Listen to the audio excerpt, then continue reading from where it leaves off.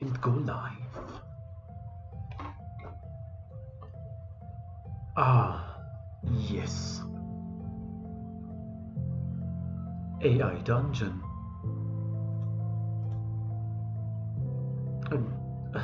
AI Dungeon is an experience, goddammit. Am I right, fellas? Huh. This seems odd.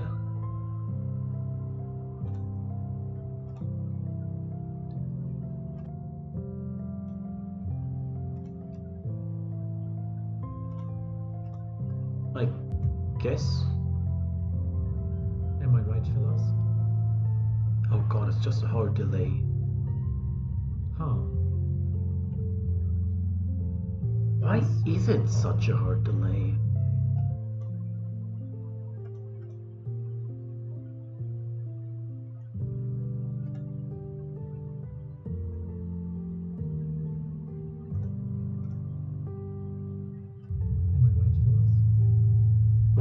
Why is it a hard delay though? Why is it such a hard delay? Well, my mic still seems to be working quite fine, so I'm just gonna go. We're just gonna jump right into it. Mainly because that's just the point of AI Dungeon. Okay, so if you didn't know,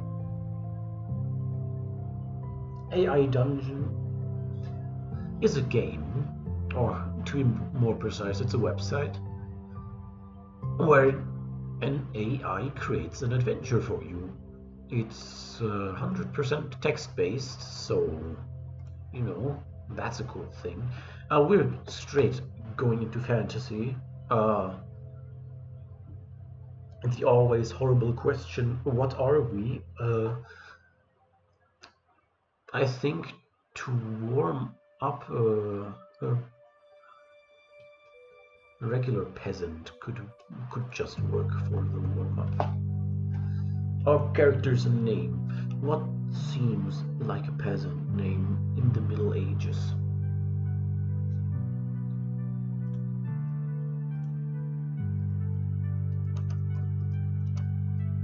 Hey, that's a Google result? What? What were common names? That's perfect.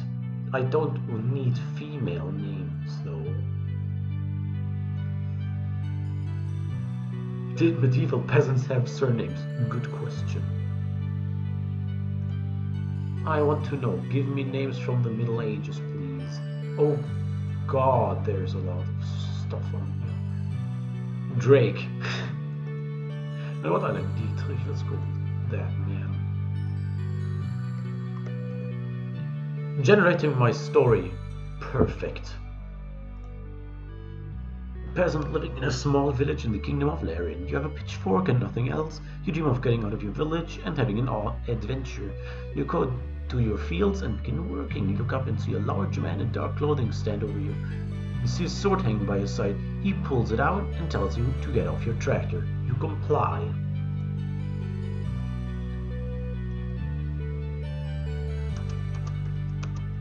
I feel like we're getting robbed. Right off the bat. We're getting robbed, aren't we?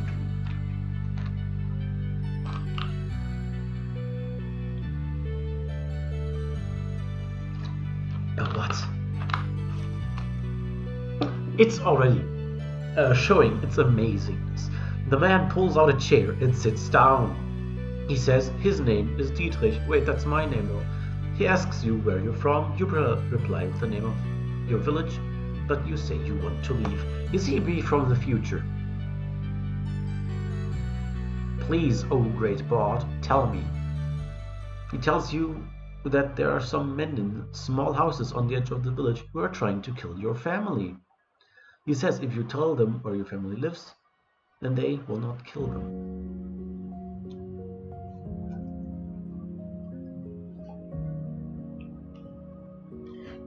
It took 30 seconds for the AI to break my mind. Wait, I gotta think about this. What? Okay, there's a few men that want to kill my family. If I tell the people where my family lives, which they know, they will not kill me. I guess, what do? You comply.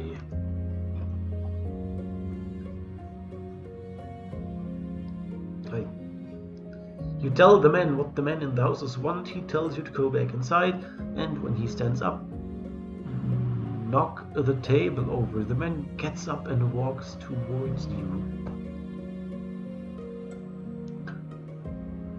I don't know what's happening, but I like it. He knocks over the table, but it doesn't break. You wonder if you'll get away with it.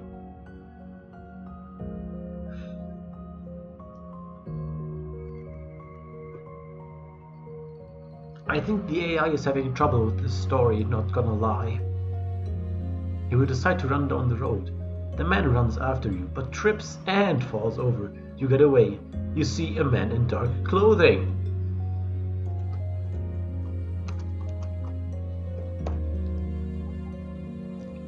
How many men in dark clothing are coming to me now? He doesn't answer and instead puts his finger on to his lips.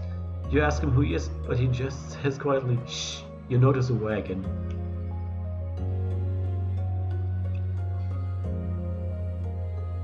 First we got robbed, and now I think I ran into death himself.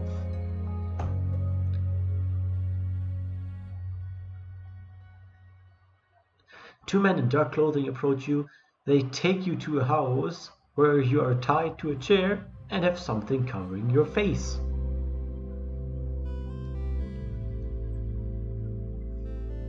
We started this story 2 minutes ago. How did we get here?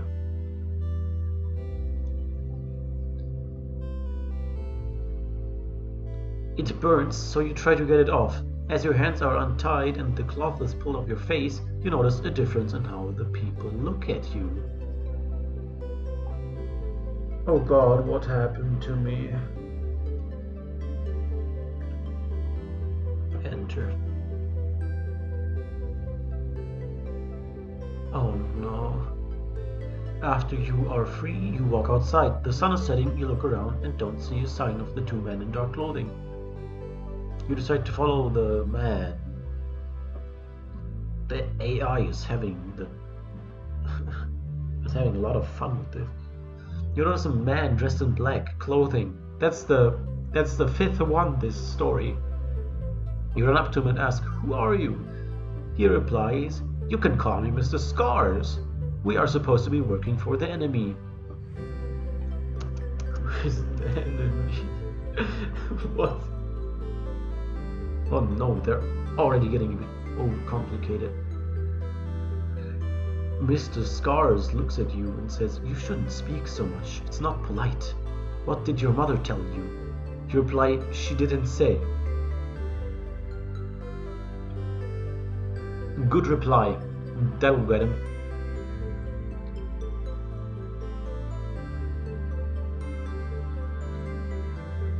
Ah, I see. You're a very free-thinking child. That means you're a bad kid. Mr. Scars thinks for a moment and then says, "Follow me." I'm gonna die. I'm gonna die, aren't I? Oh no. I don't want to die yet. You follow Mr. Scars as he leads you through a series of rooms. You come to a room with a bunch of tubing and a bunch of pills of different colors. These are chemioses.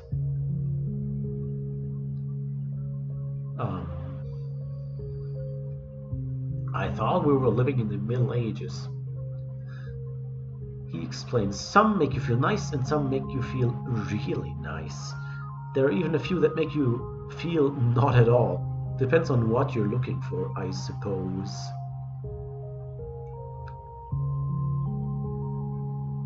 Am I doing drug dealing? Am I buying drugs?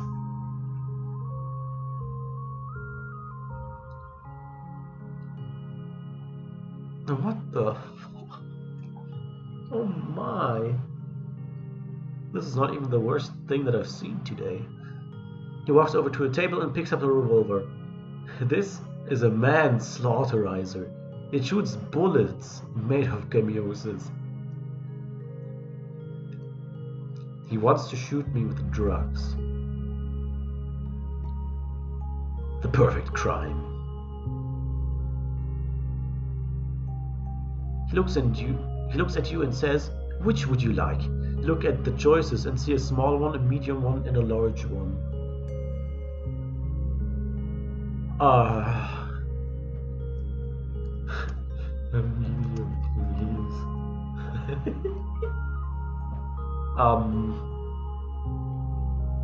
Mrs. Scars grabs the revolver, holds it to her and says, "All right, little one, let's see you handle the medium." What is happening? Is he actually drugging me?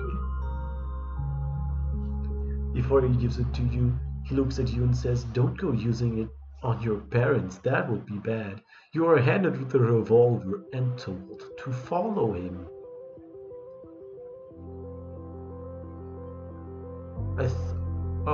I guess I'm not being shot. I guess I get to choose who I shoot then. He leads you back to the room with the tubing and pills. He tells you to take one of the pills and put it in your mouth. Do.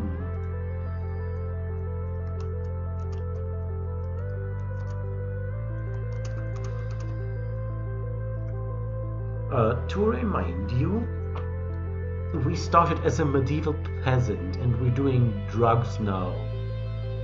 With what my mind can only imagine as a plague doctor, which is hilarious to me. You put a medium pill in your mouth and try not to make a face. Mr. Skull laughs and says, "All right, now try the smallest one." Oh, okay then. Do.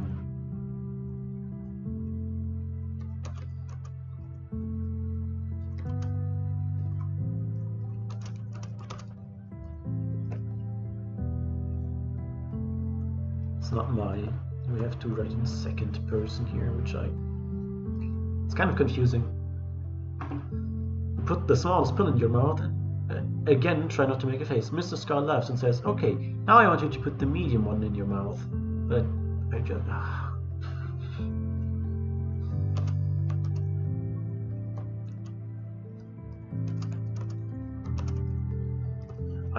I think he wants to torture me with putting pills in my mouth. Look at the pill in your mouth and then open up at Mrs. Scars. He winks at you and says, "Go on. They're all drugs of one kind or another."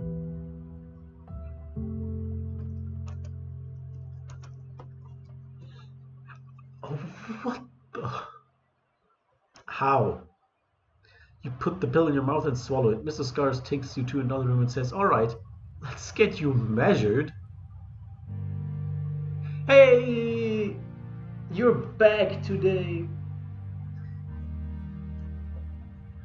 Okay, wait, you weren't here the entire time. Do I need to catch you up on what happened? Do you want a quick recap? So basically, I'm a medieval peasant.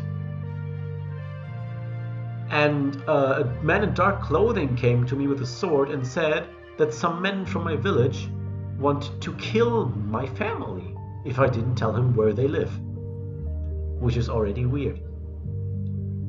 Then I tell him, he goes into my house, knocks over my table, I run down the road, he runs after me and trips, I get away, run into another man with a dark clothing.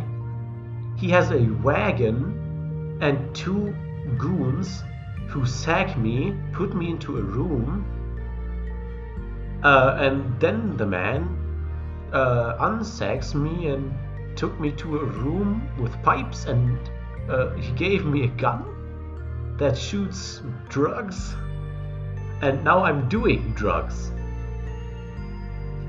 This happened in 5 minutes. I don't know how we got to drugs. You are measured, and before you know it, you're wearing a new set of clothes. Mr. Scars puts on some pants on you and a shirt and leads you to a big mirror. What do you do?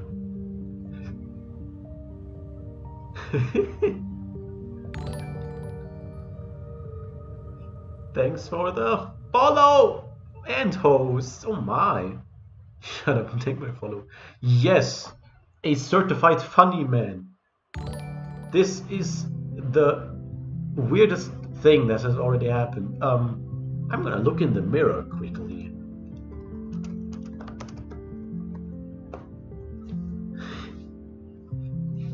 Thanks for the follow and host, dude. Look in the mirror. Look at the shirt, which has many colors going on. You notice that there's a large number on it? It looks like a jail cell. Yes, you came in at the perfect time. Wait. So I took drugs and now I'm in jail? But I was a medieval peasant 5 minutes ago. What's this, you ask, pointing at the shirt? That's what we call a wardrobe. It keeps me from falling out of the sky? Okay guys, this is where it gets interesting. I think I need to not type as much. Isn't that what I have on, you ask? Oh no, that's just your clothes. This is your wardrobe. What is my... No, nah, Mr. Scars can't be evil. He gave me a gun to shoot drugs at others, okay?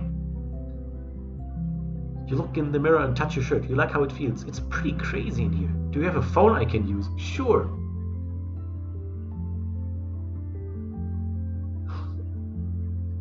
Guys, you don't get the thing.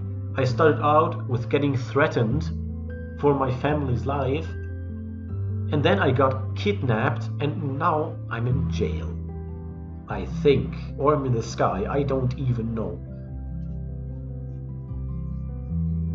He walks over to the dressers and pulls out a flip phone. You make a call to your dad and tell him where you are. He asks if you're right, and you reply that you're good. Honestly, I need to ask. Where you... As you can see, the AI is perfect.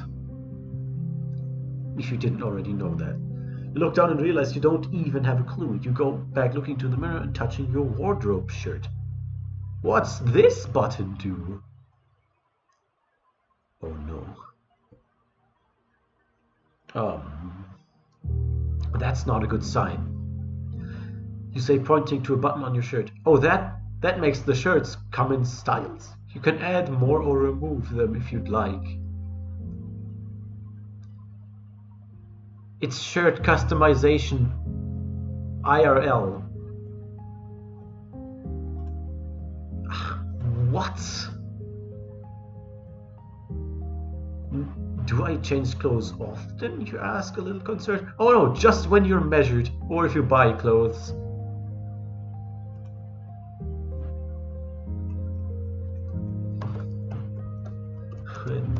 Can I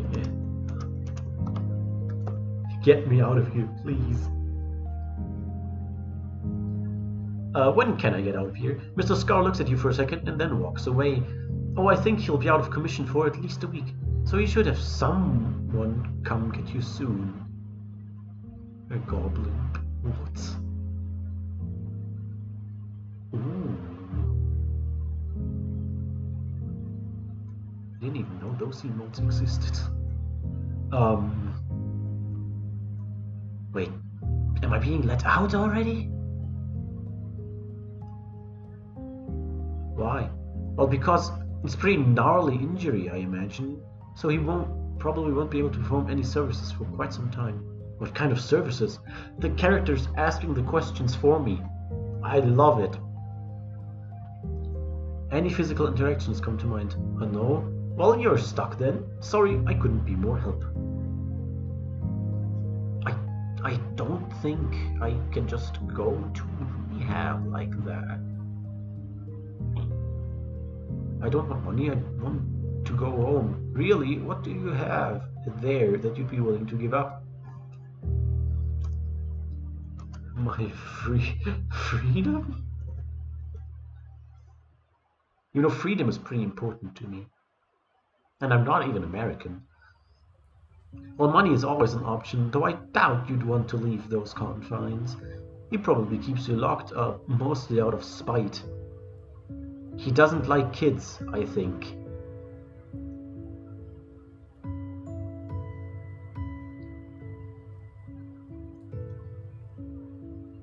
I'm speechless. How did we get here? Wait. What was it called again? I need to use. There's the slaughterizer. Exactly, I needed that. Give me slaughterizer, please. Fuck, I lost it in my words again. Where was slaughterizer? I love how the bot just comes up with words. I don't need story, I need do.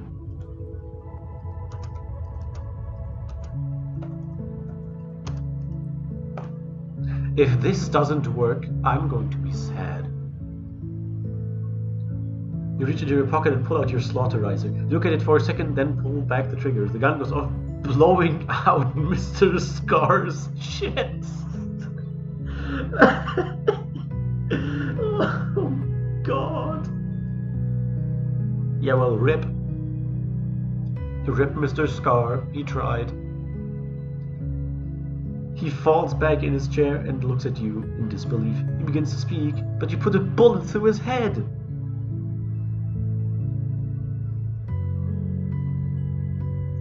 I can't make this shit up. I really can't. Blood and grey matter begin to spread across his fedora. He had a fedora? Damn. You feel a little sick to your stomach. You realize just how much blood was covering you. Look down at yourself and realize that you're covered in blood. Or are you? Probably am.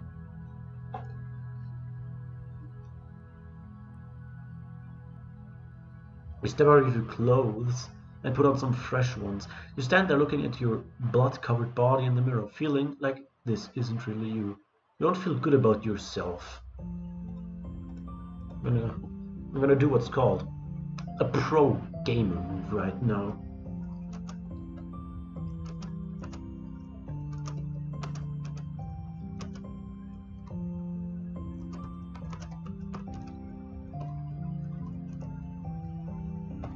How to retcon anything that happened. Simple. Look around to see if anything else happens, but nothing does. You'd forgotten about the dream entirely. It was just a dream after all. Yes. Thank you. Wait, do I have a quest actually? I still have leave your village. You put your clothes back on and exit the bathroom. Wait, but make your way back to the main room where you see the old man laying.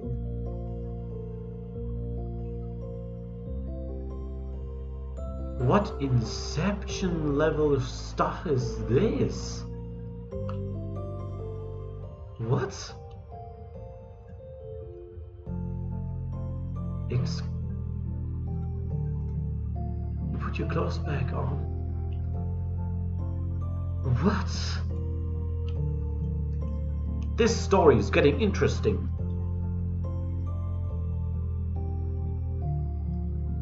And besides, the only course of action is to get out of this house as fast as you can. AI, right onwards, please. I need to know what happens. And this story is just getting interesting. You walk over to the front door, unlock it, and open it. You take one step out into the hall and then back inside. The smell outside is horrible. do. Step outside. I fight the AI. You step outside. You step outside and cover your mouth. You walk around the back of the house and find a back door. As you approach it, you can hear muffled screams from the inside.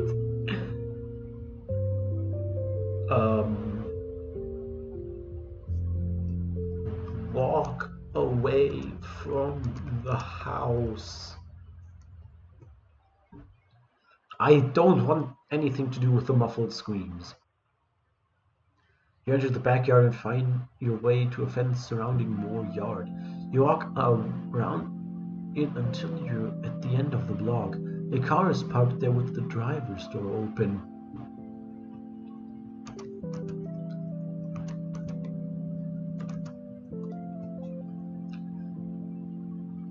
I'm stealing a car. GTA style. Leave your village! Let's go! You slam the door shut and look around. The keys were in the ignition, so you just drove away. Yes, the medieval peasant left his village after time traveling like 4 times without anyone knowing. God, I love this AI.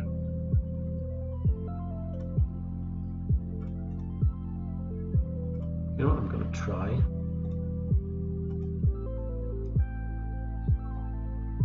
The time traveling pleasantries from peasant. Oh God. You know what's scary? The AI isn't even that bad sometimes.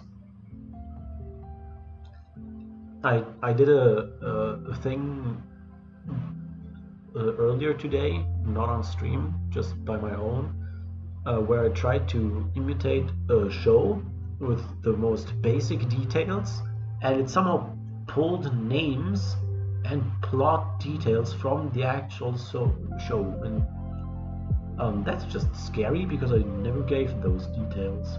It just had them. You find yourself driving through a part of town you've never been to. You look around and notice a gas station up ahead. You know what? This isn't a peasant anymore. Why would you? Nah. That's not even fantasy. That's just regular old day-to-day life. I can't imagine that it does. But okay, wait. We're going to get to the Merlin the Witch stuff later. I'm going to talk about that adventure a lot. It was the longest one I've had. The killing school life was fucking awful. Damn it. I want to go into this. Okay, so here's the stage. I tried making Miraculous just as a joke to see what happens. The first 2 sentences are mine, and the AI just what the goddess of love was involved.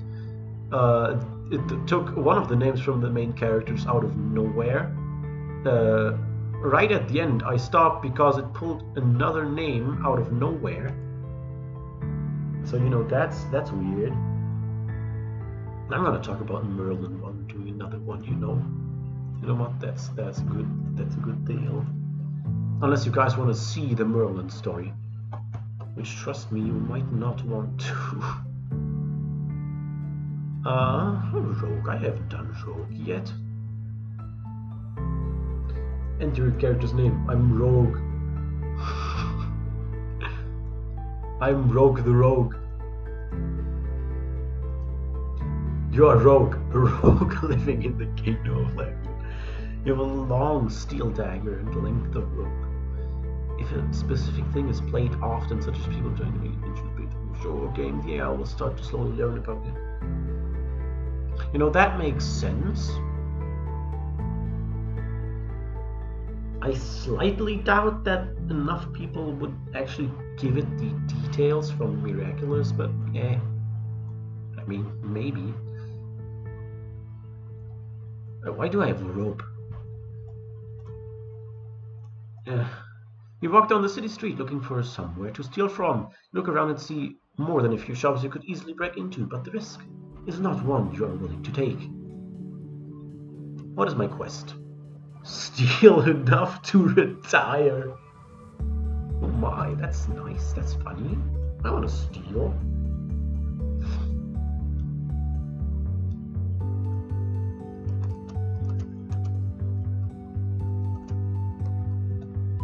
I'm gonna look if I can steal the entire royal family's treasure.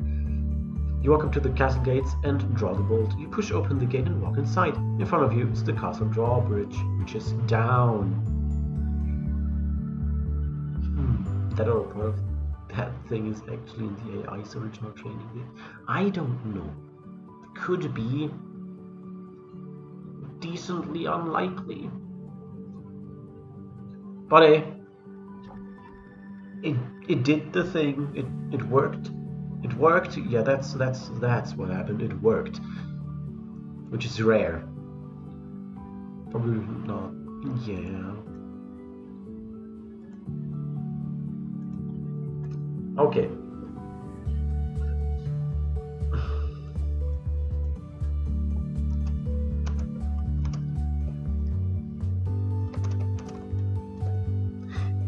I wonder what I can set this bot up with.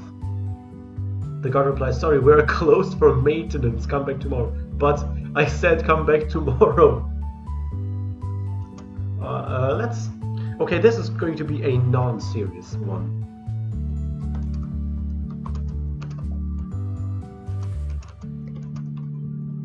There we go. I matched the princess on Tinder and I got to date her here. Just let me in.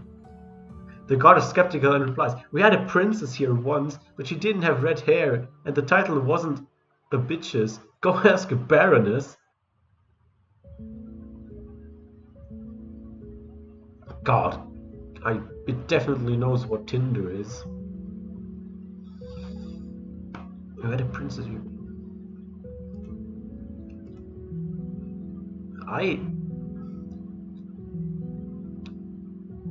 This is bad.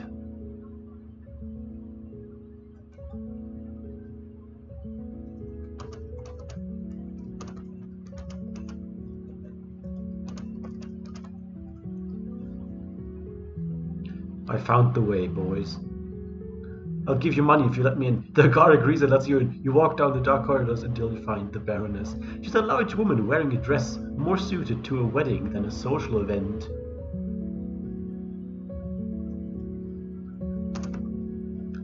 Oh God, my lie actually was seen as a true thing. Damn it. The Baroness was, thieves lose. Princess found?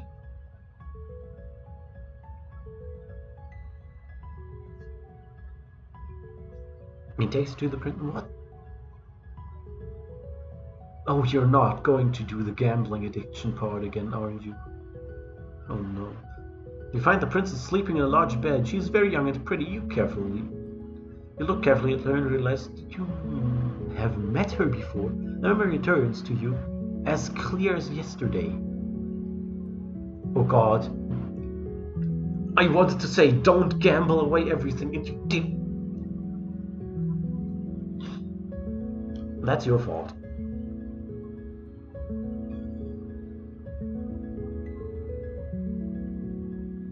So apparently I know the princess that I matched on Tinder. We were walking alongside the river that runs through the capital. The princess was standing on the bridge and fell in. Oh God. How tropey can the story get? You tried to save her, but the river was flowing strongly and fast, and you were only able to rescue her silver ring. Okay. I thought I'm going to rescue her, and then we'll fall in love, and it's a relationship that's not allowed, but I got her ring? And then I didn't care about the person? You know, the AI surprises me sometimes.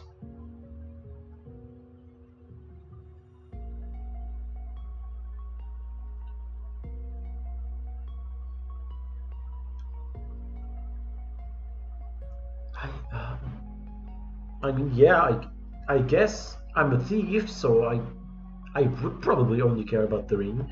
You wake the princess by tapping her shoulder. Princess? She wakes up and looks at you. She looks confused for a moment before saying, "Oh, is it me you have found?" "Yes, I have found you. Why are you speaking in such a weird language?" You reply, "No, I'm right here," and squeeze your steel dagger.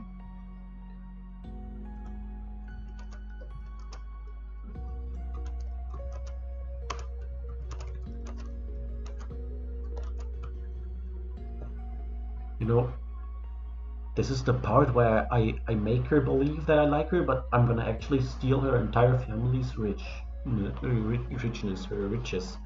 Exactly.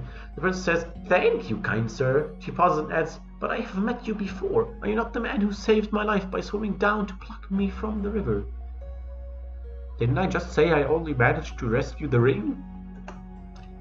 Of course that was me." "Who else could it be?" "Yes, that was me, Princess, your highness." Oh god, where is this going?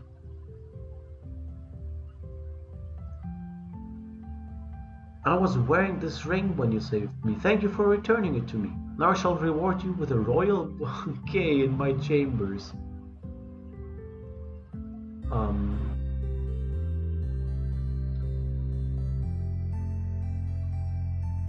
what?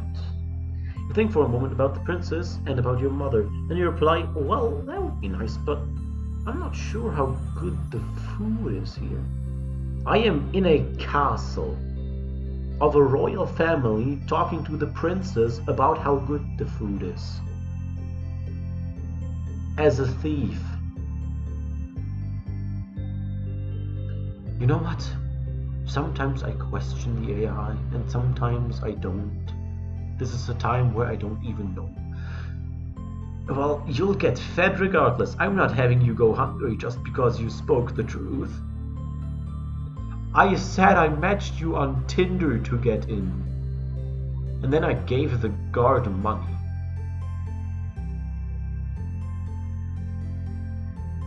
Yes, of course, I spoke the truth. What do you mean? I'm nothing but truthful. You think about lying and how you can get more coin. Then you reply, "Well, it would be an honor to dine with you, but my mother is sick and I need to see her."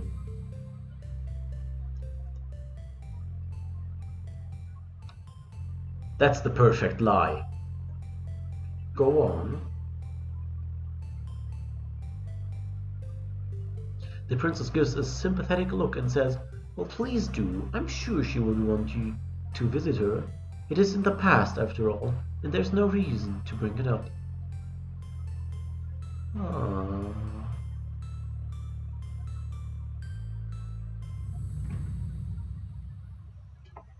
Interesting. The princess looks at you intently and asks, "Do you think she still wishes to speak with me?" "Yes, I do, princess. I've been told not to bring it up." Are they still talking about my mother? I'm pretty sure they are.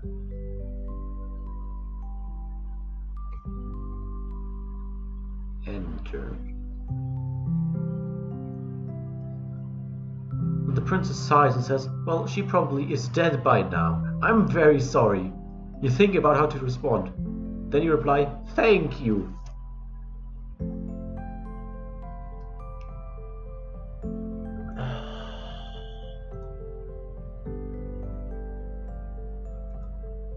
Why though?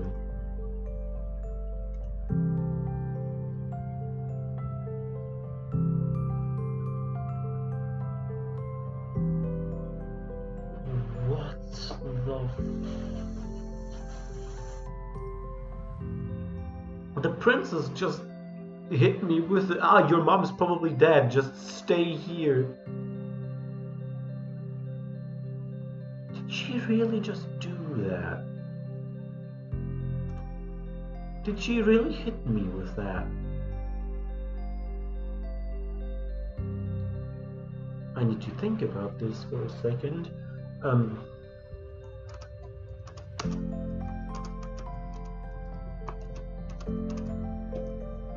I guess I can stay for the meal. The prince pauses and asks, "Do you still wish to visit your mother?" "Yes, but she is too sick to see anyone." "She probably is dead by now."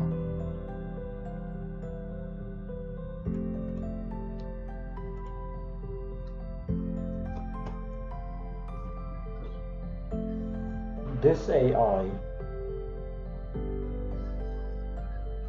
The princess mother says, "Well, please do then. It would be an honor to have you visit her. My mother, too, has always spoken highly of you." But your mother doesn't know me.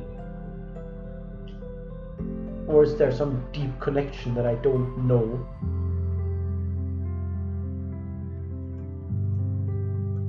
I'm gonna dare do something.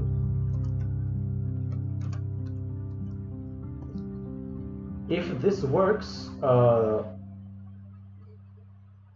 you lean in and press your lips to hers. She doesn't push you away. Instead, she returns your kisses for a little while before her hands begins to wander. Nope. Nope, nope, nope.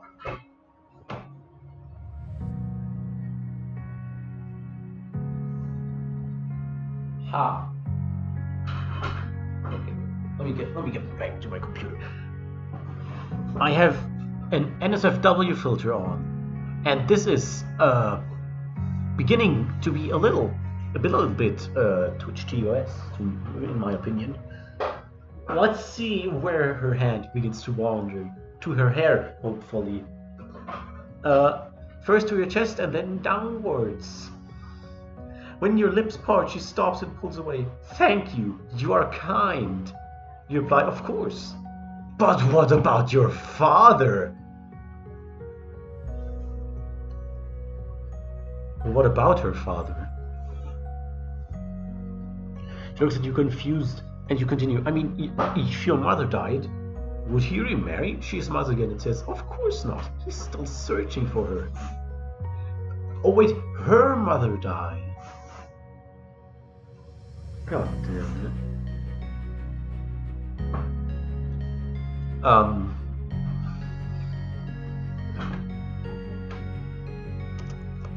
I'm gonna try again. For another kiss. The princess returns your kisses for a few moments before her hands wander again, this time to your privates. You back it away and she stops. "What?" You say, "This is not TOS friendly."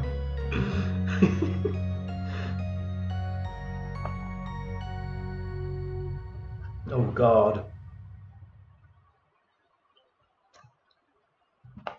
I think this princess might be a bit more than meets the eye. Mainly, I think she's pervert. I mean, I kiss her once, okay. Chest, I get. I kiss her twice, pants. At least I am the sensible human here, back away, but still, how did we get there?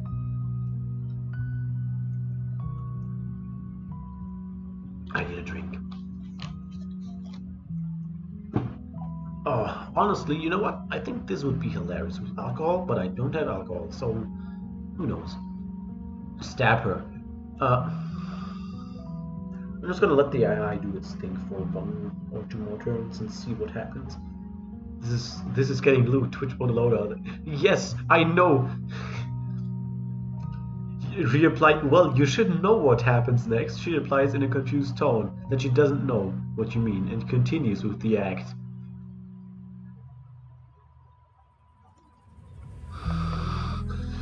TOS. I really want to go on, but also, you know, I want to keep my Twitch channel. I'm torn. Because it's just getting interesting.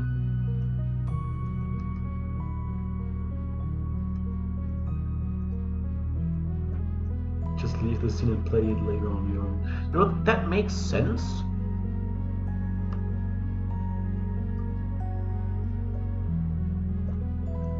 Give me a second, I need to do something.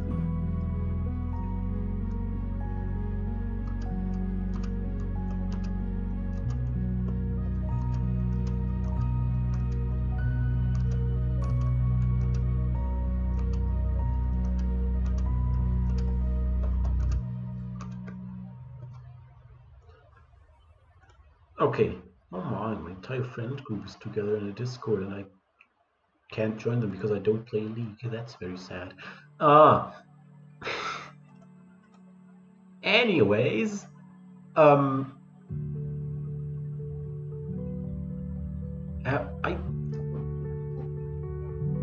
really don't know if I should go on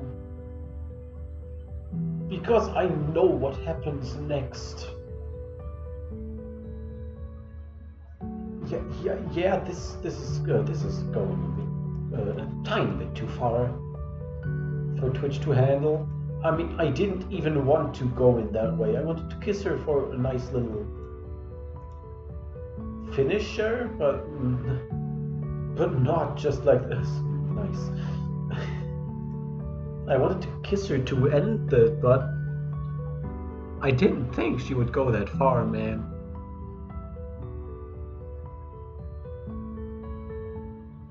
Do you want to know the story of Merlin the Witch now?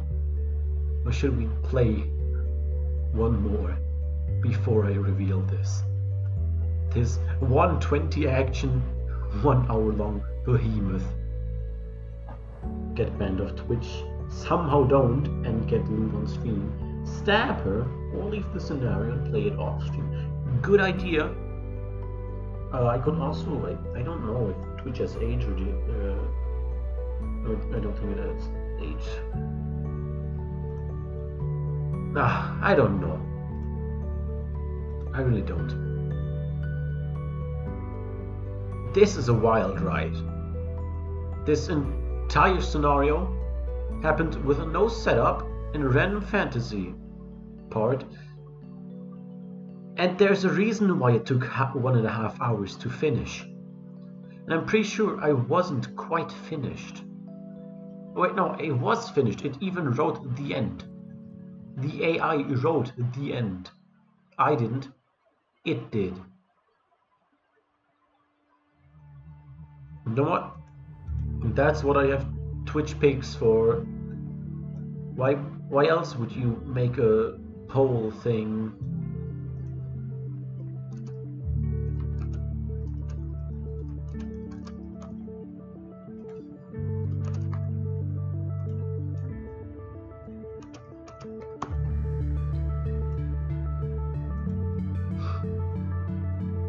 If you go to the Twitch Picks panel, you can now vote on if you want me to play one more. Read the Merlin the Witch story part. Because Merlin is it's an adventure that I really want to have on stream, trust me.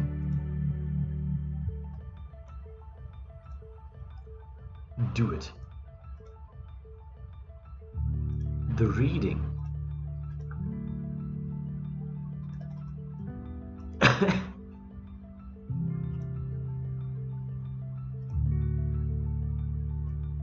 Wow, that works perfectly. Oh god. Oh, that's a note. We did that peasant thing a few seconds ago. You want to read Merlin?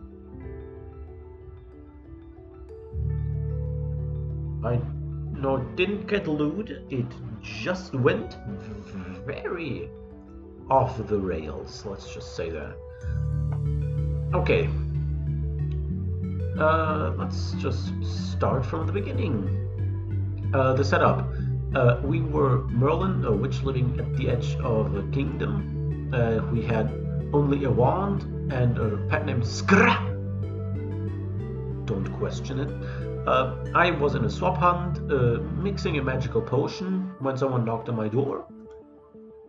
And I opened it and had a woman in a black cloak and hood, a servant of the Order of the Witches, Vera.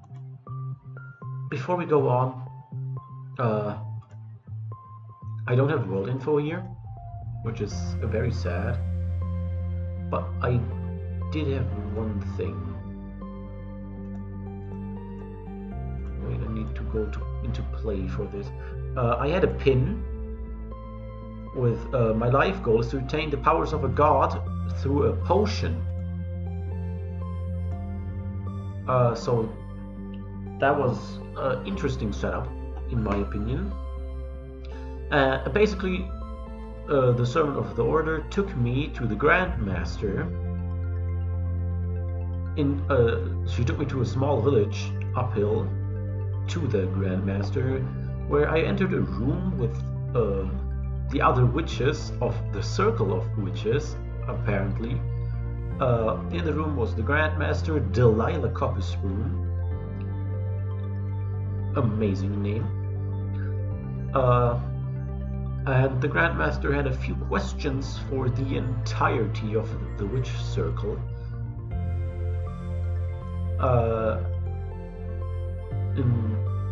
I asked because the AI was doing weird things.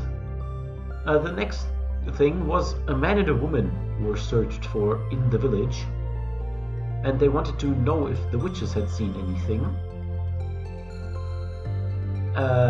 Thank you for attending Witch of the Order.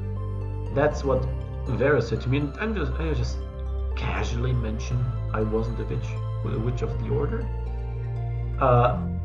She was shocked. I guess they didn't know. Then we went out into the town for a lunch break. And there were ghosts. And the ghosts were the people they were looking for. And then we brought the ghosts in after lunch break and we questioned them a bit. Someone complained that the ghosts were in the meeting, which I was confused about because that was the entire plan. Then I just said that some corrupted witch was in here, and then that became a story thing that Vera knew. She knew who it was, and that we needed to find more pieces of the puzzle before revealing it to everyone. And then we talked about the ghosts and their backgrounds. Like, the girl that was searched was apparently a rich student that got into the school by cheating and by her dad fucking paying the school for preferential treatment. And then the other ghost was just a knight. That's it. Just a knight. Nothing interesting. No, I don't kill her. I definitely didn't kill her. Then I just thought I'd spice it up and said, "Ghosts, can you help me with a personal goal of mine?" And he said he knows someone who has the ingredients to brew a potion to become a god. Of course, I jumped onto the opportunity. He was a bit weird and didn't want to. Then I asked him if he could tell me the ingredients for the potion, and he just said no. He cuts me off after asking again. He can take me to the person who has the ingredients, but I won't be able to have the potion. Weird enough. I say just get me to them. Then we go downstairs, which apparently existed, through a different door. And then we're in the regular world, with a car in the driveway and a letter showing that they paid the school for preferential treatment. And then I asked what this had to do with the potion. Yeah, then Apparently I got the gift of time travel. And then I accidentally traveled into the future twice. That was just depressing. Then I traveled to the Stone Age and talked to a wolf. That happened. Yeah, then the wolf wasn't nice. I fell asleep, found a bag with a honeycomb.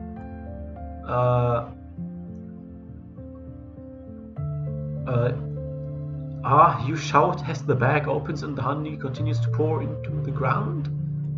Then I was falling into a bottomless pit, landed, and was in the middle of a forest. I looked at a pocket watch to find out it's 3:30. The sun was setting apparently, and then I just casually brew the potion to become a god. I drink the potion. I cough out blood and black fluid, which is weird. I am God, you laugh. And then something chuckles in the distance. And then I said, I am immortal, I can do everything, I can even travel through time. And the voice just asks, you wish to travel through time? I walked through the trees and I found the voice, and it's a being of pure light. She has no distinct form. She looks at you with eyes. Yes, no form, of course. Full of compassionate love, she brings her head to my mouth, gently biting the end of her middle finger. She tastes my blood.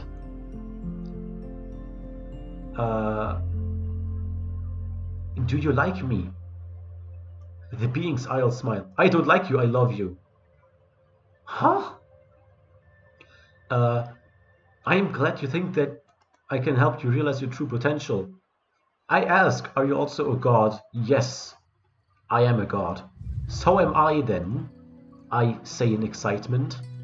But that was apparently a mistake, because I'm only half right, because I drank a potion to become a god. I age rapidly, then fall to the ground and am just a skeleton. Then the light disappears. I shall return when you are at the gates of hell itself. Only then will I accept you to my true love. I am left there knowing that I can't see her again because I'm immortal. The end.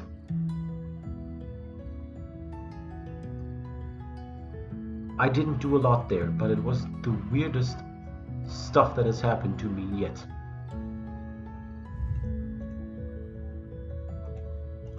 Anyways, yeah, that was an adventure, I would say. I didn't even know the bot can end at any time. That was a good 1.5 hours, not gonna lie. Day well spent. Now, oh god, I didn't want to go to explore.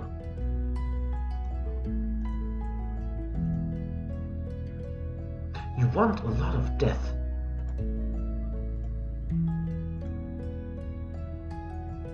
Should I just... Wizard. Let me be the wizard, boys. I'm Gandalf. Find a spellbook. A wizard living in Larian, you have a staff in the spellbook. Finish your long journey and arrive at the ruin you've been looking for. You have to come to search for a magical spellbook of great power called the Book of Essence. You look around and see nothing. Your staff seems to be losing its power. You see a large tome lying on the floor. You walk over to it, pick it up, and as you do, your staff regains its power. Say, finally, I've found it.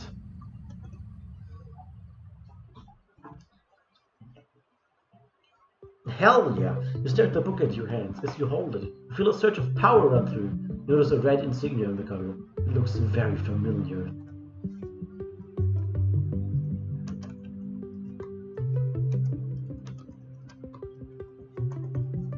Haha! Your bloodlust will be fulfilled soon, my friend.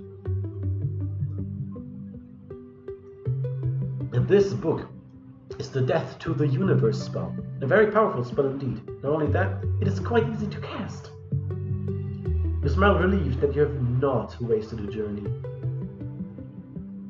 It took my universal sign for death as a Death to the Universe spell. You know what happens next.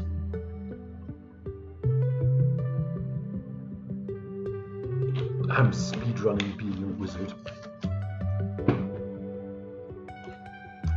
Use the spell. Come on, let me use this. No wait, let's say. As you utter these words, you feel an unnatural force enter you, as if your soul has been sucked out of your body. Hello. I killed her again. Why is my soul being sucked out of my body? I'm just gonna do nothing. Thanks for the follow, Fenris Wolf. You know what? I don't normally do names, but with multiple people I have to do names. So, just asking, is Fenris fine? Just...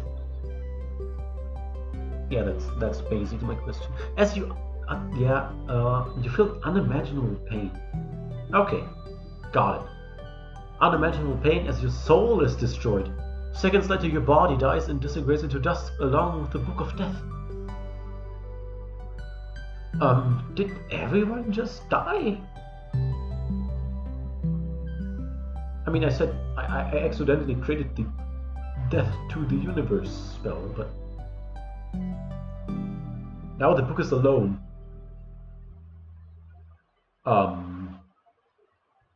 It feels so lonely without a soul to use it.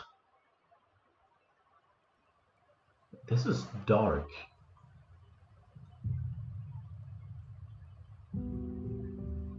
The AI doesn't know what to say. I think I killed the entire universe. You know you've messed up when the AI doesn't know what to say to its own thing.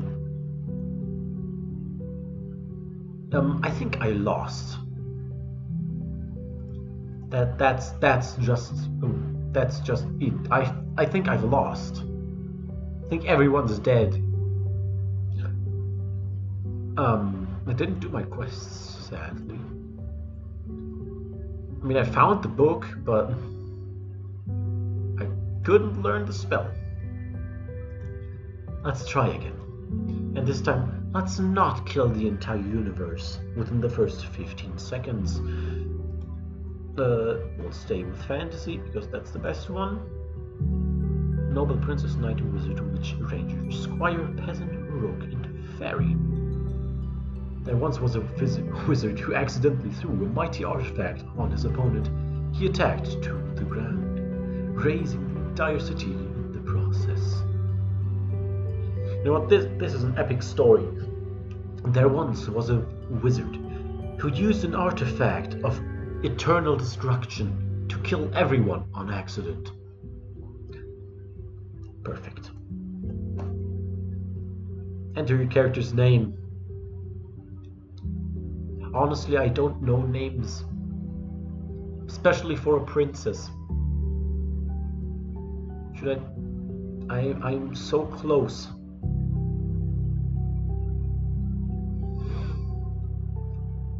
Oh, D&D. No, I really... okay, why not? Honestly. No, I have never played D&D. And I really want to at some point. It sounds really fun, but I don't think I have the time anytime soon. You are Sheila, a prince living in the kingdom of Larian. You wake up in a big filthy bed and you hear clamoring outside your door. A knight rushes in to tell you that the castle has been attacked. You're out of your room down the halls of Helloa. A little girl runs into you. She's terrified and crying. First things first, what should the AI remember? You are a princess. Last time I did the princess, it forgot I was a princess and then it thought I was a random knight.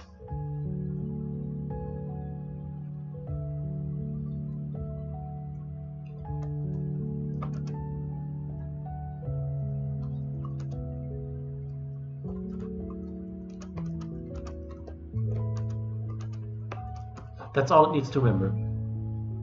Oh yeah. That's all it has to remember perfectly. Thank you, printers. I almost forgot that. Okay. It's not going to remember everything in the pin. I speak from experience of one day. The pinning is unreliable. But the world information is also not the best, so yeah.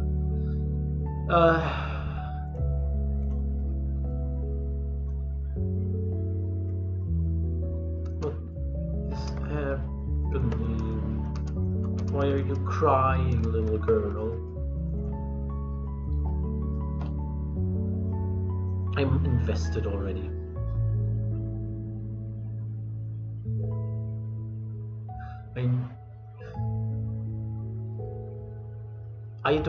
I know it has 3 different engines. The OG, Griffin, and Dragon. I'm playing on Griffin because I don't pay for premium. But I really hope that Dragon actually works in some departments, because this can do a story. Just not the most cohesive one. This feels like a Cleverbot if Cleverbot was actually working. The little girl looks at you for a moment and then covers her ears. The monster came and destroyed the castle, she screams. The girl runs and hides behind the corner of the hallway. Cleverbot, clever. I mean, that's basically it. Have you ever talked to Cleverbot before?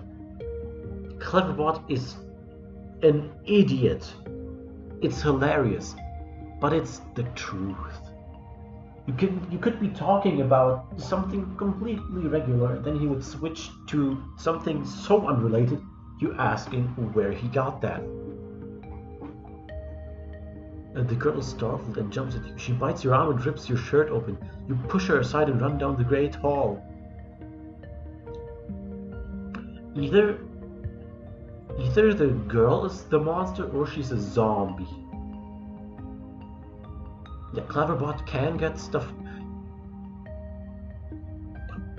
I haven't visited Cleverbot in over 60 years, if I remember correctly. She's just frightened. Yes, then she jumps at me, bites my arm, and rips my shirt open. Of course. That's what frightened children do. They bite me and rip my shirt off. You find a scene of complete pandemonium. Marauders and monsters run around the castle.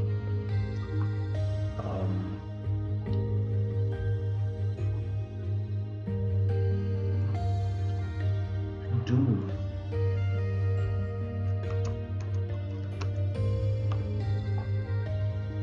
I'm gonna try to find the king. You push through the hordes of monsters and see your father. There's a large man standing on a balcony defending himself with a huge axe. Get him off the balcony, you hear someone shout.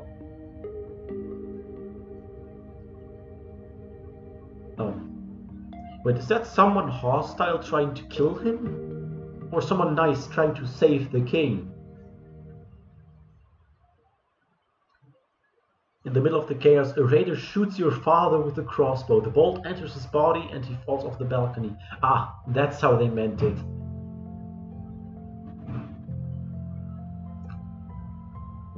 I just witnessed my father getting bolted by a crossbow. Let's see what happens next. You see his body hit the floor and watch it bounce twice. That's a random detail. He was slain by a raider.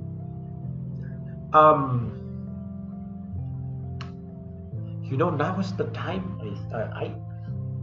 I think I should GTFO, but also I don't know if I really want to. If you know what I mean. What do we do? Can I have the castle? Let's see. I can't write, can I? Castle.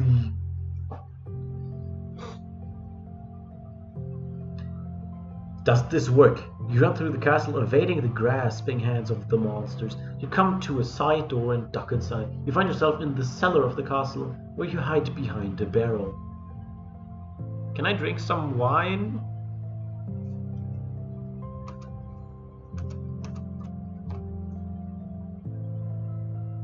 This has taken a turn. Again, you're in a wine... I got it. I guessed that correctly. The wine cellar filled with barrels. The room is, of course, dimly lit by torches. There are a few stacks of sacks in here, too. You are alone.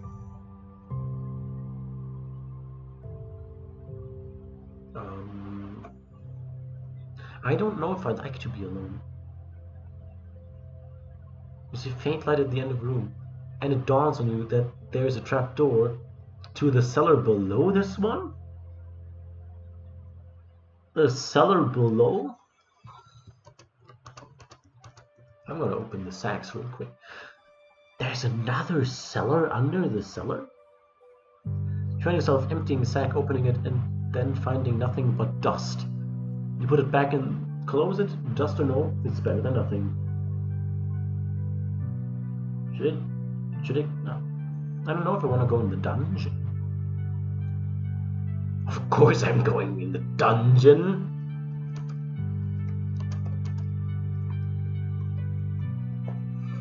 What do you think I am? Stupid? Of course I'm going to get her in the dungeon. The cellar is dark and damp. You slowly descend down the stairs and find yourself in a well-lit storage room. There are several doors on each wall, but you don't know what might be behind them. Open the door.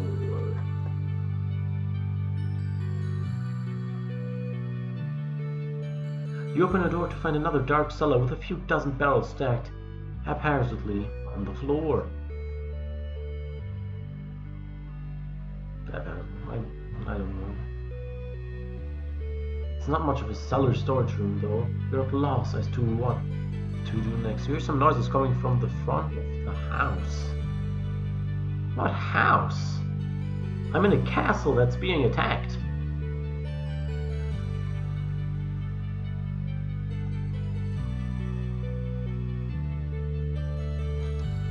I'm just going to quickly rewrite it for the bot to make more sense.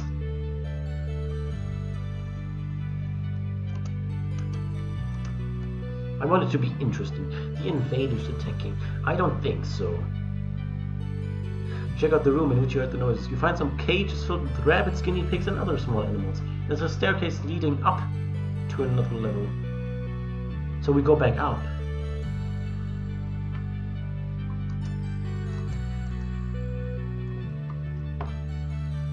This is interesting. I'm walking in the bottom parts of the... Get upstairs to a long hallway. At the end of the hallway is another door which you open. You enter a room with several pieces of furniture. Wait, so this is not the wine cellar. You find a bed, a chest of drawers, a table and a chair, even a bookshelf. In addition to these ordinary objects, the room is decorated with several taxidermy animals. Alchemist, oh no. You know what? Alchemist sounds weird. Oh wait, you mentioned the Alchemist run you had yesterday. That was a wild run, I think. A series of stuffed animals goes up the wall and the ceiling, forming an illusion of a clouded sky. You turn your head to look at the collection from different light angles before moving on.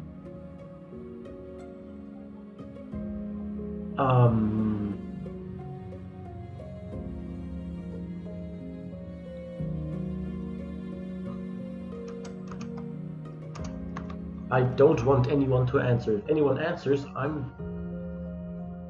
Please don't. You check out the room in which you found yourself. It's a very modern room, almost gleaming under the soft candlelight. If I come back out in the modern world... Oh boy. I don't want to reverse isekai. That would suck. A large desk is in the center, surrounded by several luxurious armchairs. You're unsure of what else to do here, so you decide to leave the room and continue your search. My search for what? An escape? My search for peace? As you make your way downstairs, you hear a noise upstairs. You levitate over to the desk and examine the stack of papers.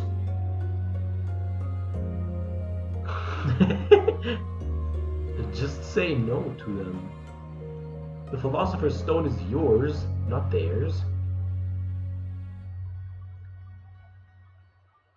They're all deeds and letters of grant and nobility. You examine the desk and find that it's locked.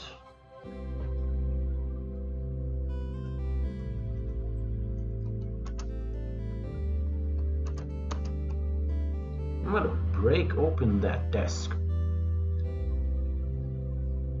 Sit in the armchair and examine the desk. Your fingers probe at the wood, trying to discern a weak point. Notice there are some scratches on the surface that look somewhat like a keyhole.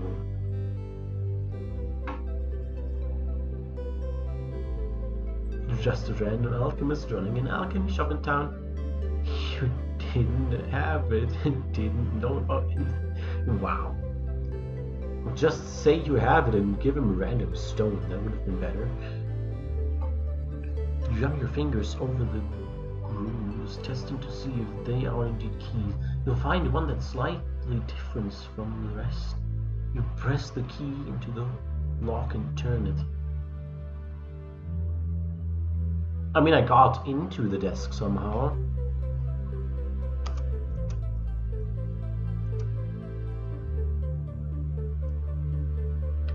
I don't even need to say it. AI is going to do it on its own. You hear a faint click as the lock shifts and the desk opens. Inside you find a number of different items. You grab the lanyard attached to a pendant hanging from a chain. I really don't know how they got this from the princess one, but the pendant shows a picture of a fist clasping a dagger. You pick up the pendant and read the card that came with it. Oh god, it's trying to write a card. I remember what happened last time. If you find this lanyard, then you may be involved in a conspiracy. Please don't make me actually invested in the story and I are writing, please. Not again, this already happened today. You pause, looking at the pendant. There's nothing in particular that catches your eye in the items inside the safe, but then you're not exactly an expert in jewelries.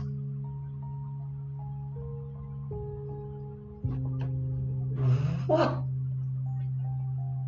Please don't tell me Fenris is correct with his assumption. I know the AI comes up with stuff on the spot, but damn it, this story just makes too much sense for the AI. I mean, I could steal this and release it as pretty much anything, and people would probably watch it if I just made it a bit longer. Honestly, people already watch this, which I'm kind of surprised by. I'm not complaining. I'm having fun. You guys are having fun. We're all the winners here. Enter.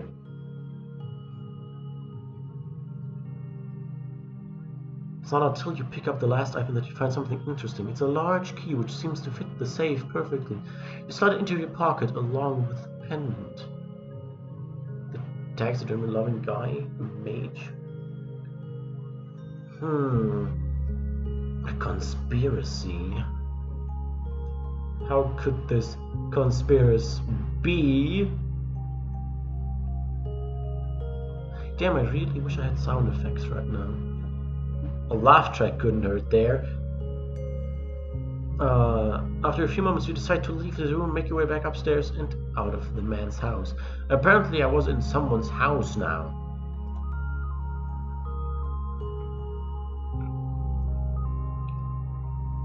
You hide the lanyard and key between the mattress of your bed and head as you sleep. Next day, you take the carriage back to the capital. I wasn't in the capital anymore.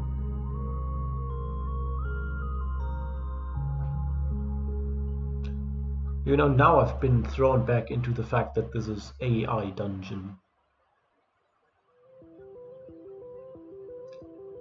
I almost forgot. You know what?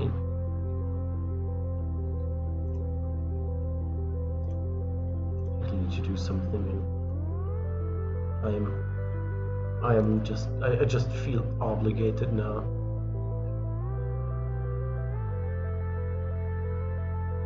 Yeah, I don't know. I'm just gonna guess that's what happened. That we went through a secret tunnel? Or we'll just use the excuse of the AI and said we traveled through either space or time or both and landed in the village. Which give me a second.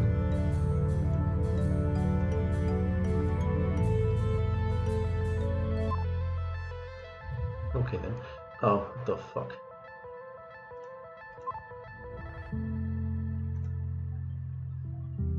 Anyways, with that, I think we can go on here because I want to know where we are.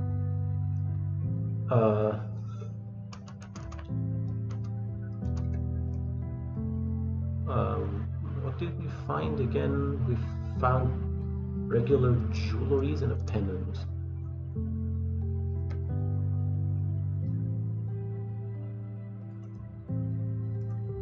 Take a look at the pendant. Examine the pendant. It's a beautiful thing, obviously made of the purest gold.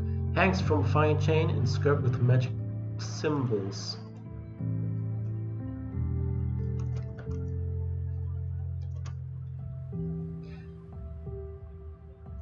The AI can make up such things sometimes. I once went... Wait. What? You once went to the toilet as a detective in Chicago and ended up in a space station fighting aliens. Why is that relatable? Why? Why? I wish I knew why that was relatable.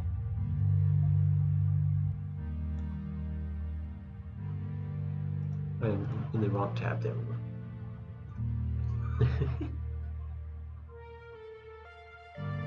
That's the wrong thing.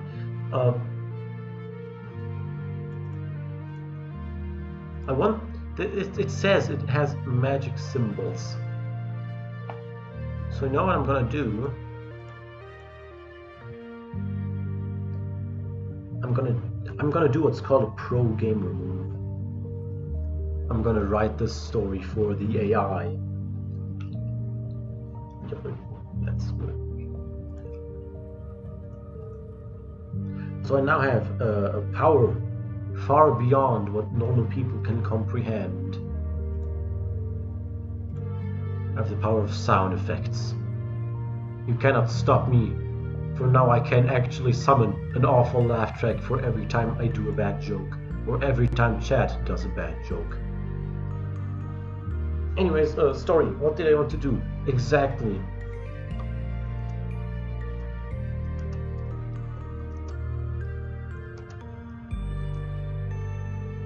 Perfect.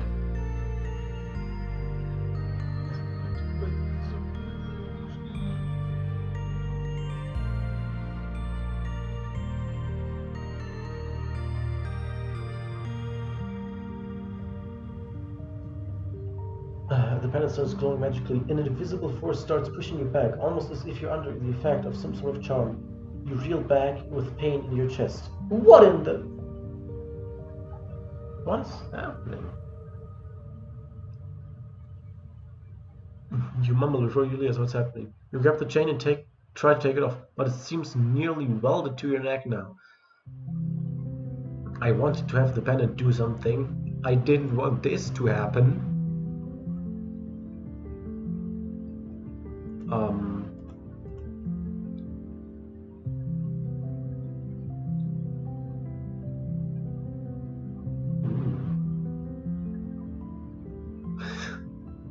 When they come out,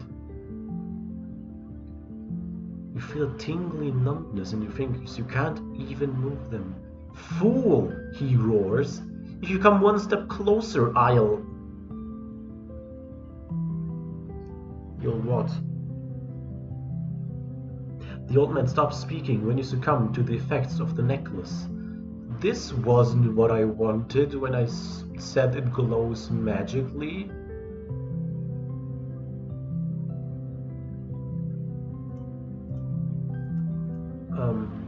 Let's just see.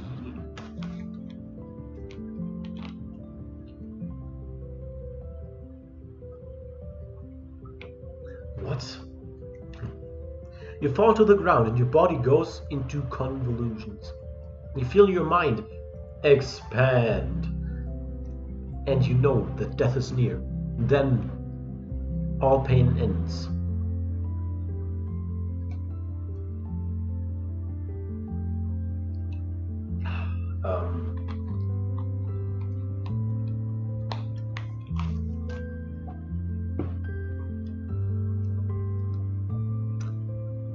Did I just die?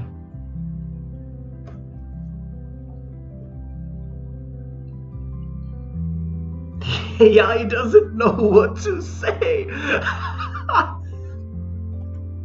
Yep, I definitely died.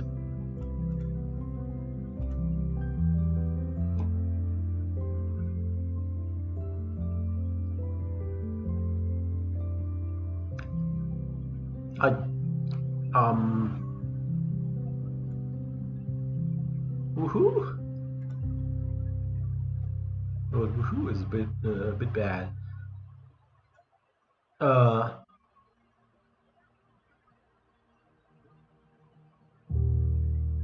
Is this the worst time to play a laugh track for testing?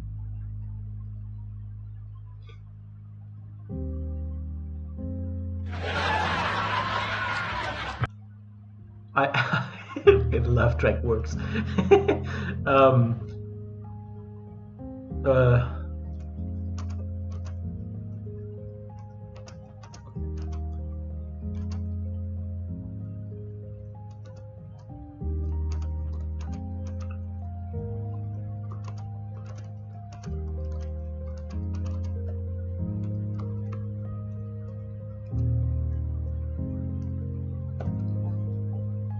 I wonder what happens if I write that sentence. You're just a normal young man with a flash of psychic powers. You sigh, you breathe a sigh of relief. Ah, god damn it! I died and got reincarnated into the regular world. But with psychic powers? Oh no. She's a man now. You know, that's the least bizarre thing. At least you still have your life, however bizarre it may be. I just said that's the least bizarre thing. This is not JoJo's, man. Wait, what is... Thank you for reading my story. If you could take a moment... Holy shit! You saw the AI right there. The AI takes the normal thing people put at the end of their story.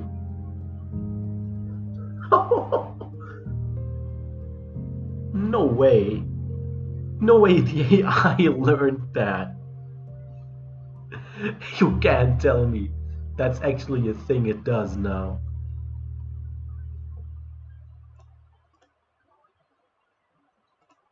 Wait, what if I just press on? We'll just have an error again. I would love to hear your thoughts.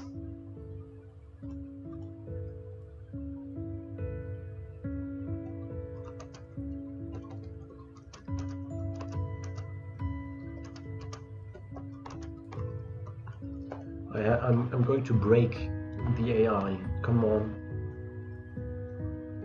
Sit in the chair in front of the table. On it is a map of a new continent you just explored. You clasp your hands under your chin and lean forward, studying the map.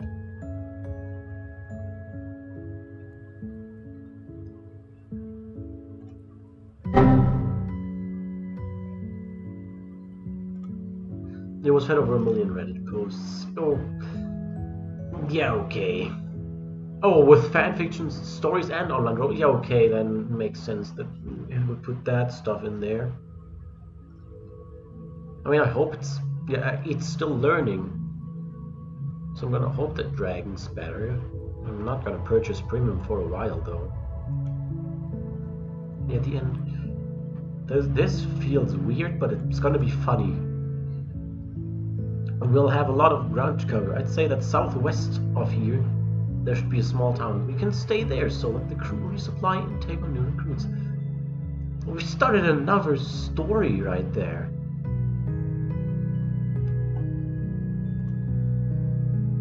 You know what? I think it's time to end the life as a princess. I mean, it's not bad at knowing when to end, not gonna lie. Honestly, I want to edit that again. Wait. No, I don't want to play the rogue. I want to play and edit this. I want to remove all of this. I want to remove all of this. I want to remove all of this. I want to keep just this. This takes me enough. I want to edit this, please. Let me get rid of this. No, I messed up. I should have just ended it where the thing wanted to end it, honestly, because this is actually a pretty good ending to such a weird story. Okay, now that's hilarious. I like that. We should explore again. We did that last time. Russian Civil War.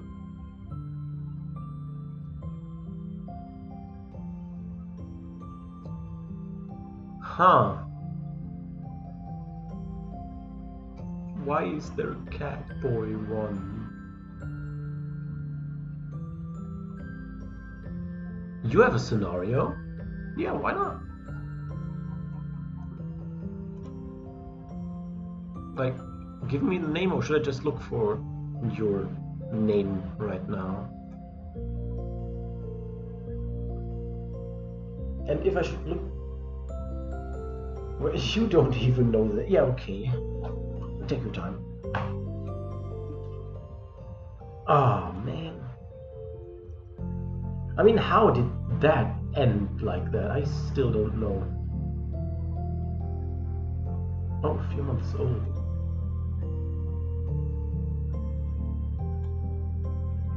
Crystal caves. Ooh.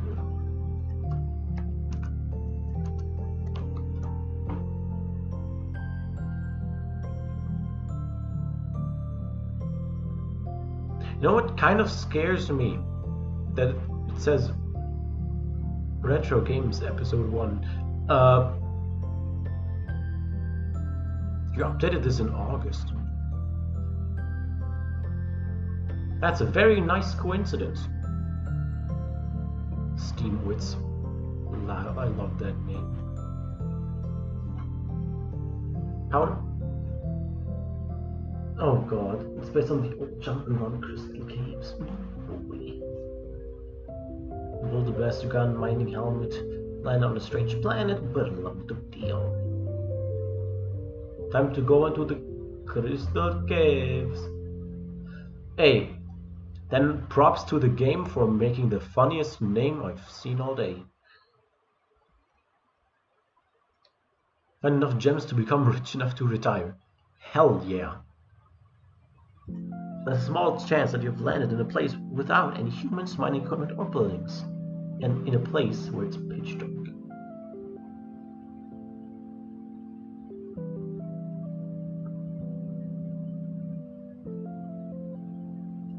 I think the place without humans sounds the best because I'm already antisocial enough.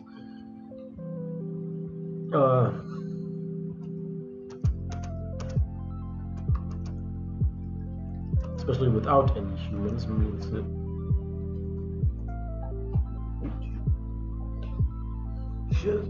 just better. You're standing near the edge of a cliff. There's no way to cross this huge chasm at the edge of sight.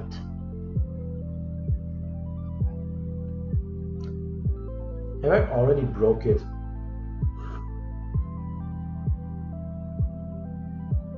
The wind blows strongly. The roar of the wind makes it practically impossible to hear any noise that might be coming your way. The middle of the void, a large spaceship has crashed down. I think I messed up already.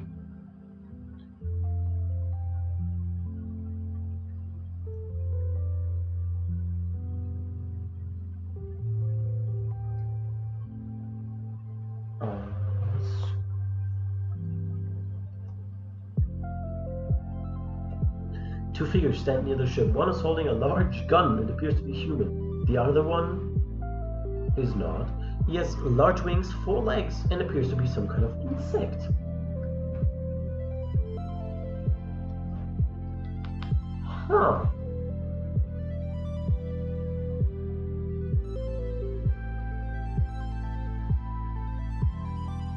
I mean, the AI is doing some kind of voodoo magic, because standing at a cliff,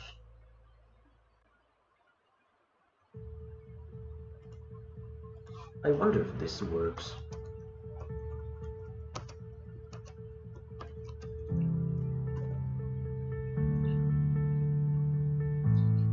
It's not your problem if the AI messes up. The soul monkeys make horrible screaming and howling noises. The large figure appears to have a man-like shape, but it's covered in grayish fur. It may be human. So that's not a guy. That's not a human. I don't know what we should do. Die? It may just be some kind of large monster. You don't want to find out. You run away as fast as you can.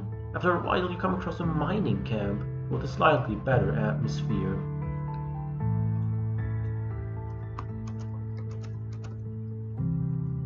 Let's check out the camp. I want to know what's happening. You are standing outside of what appears to be a mining camp. It's a huge camp filled with alien creatures and strange machines. Everything is written in a language you do not understand. There are armed guards patrolling the streets. Maybe I don't want to go to the camp.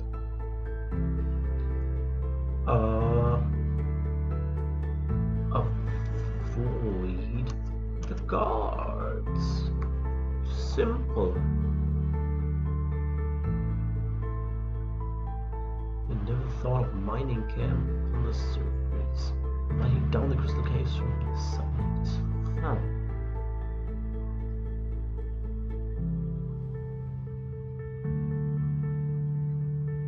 The guards are sitting down having a meal. You can see that they are armed with laser rifles. Look around to find a place to hide. You notice a supply cache. They aren't aware of your presence.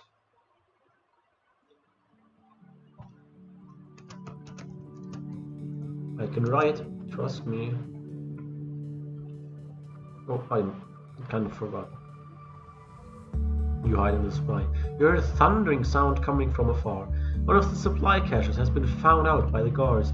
You quickly open the small door in the cache to hide inside it.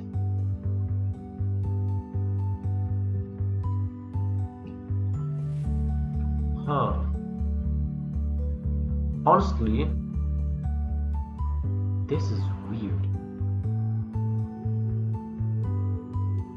I think I'm about to be dead. Just saying.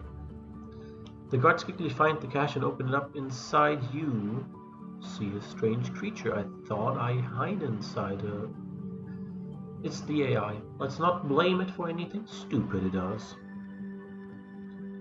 It looks like a cross between a lizard, a cat, and an octopus. A lizard, a cat, and an octopus.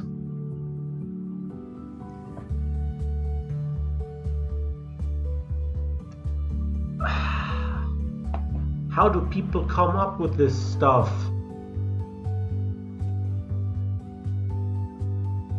How? Oh God. I'm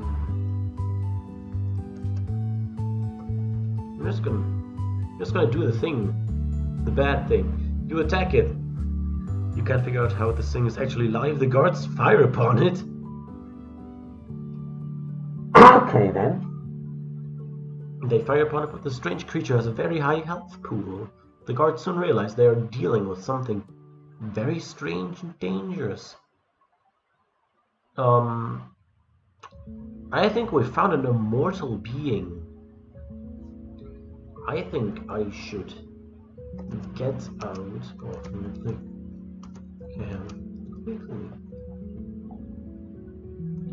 air generator. Run as fast as you can away from the mining camp. You eventually have an abandoned cabin in the woods. You are safe. How are you in the woods now?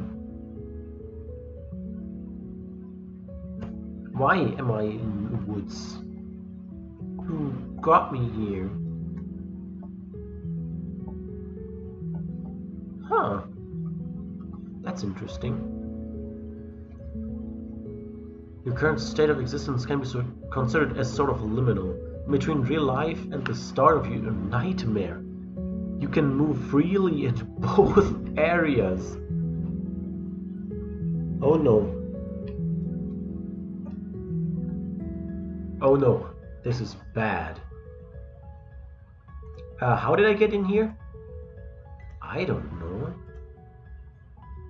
For the moment, neither one is giving you any trouble. For the moment?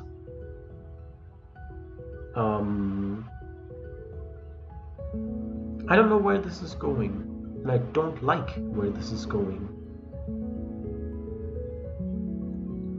You look around, you acquire a new item. You have a blood pack, quantity 20. As you stare at the small bag of blood, you start to feel energized.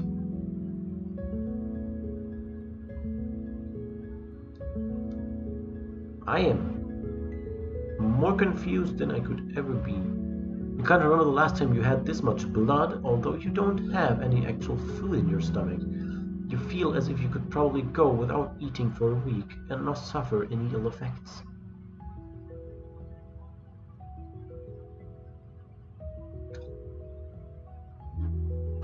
Either it's me getting tired or me not understanding the plot. I hope it's me not understanding the plot. I really do. You begin to feel very powerful. You almost feel as if you could conquer the world. Probably a trap, you think. Probably some sort of magical holy water that makes you invincible or something. Oh no. Should we test?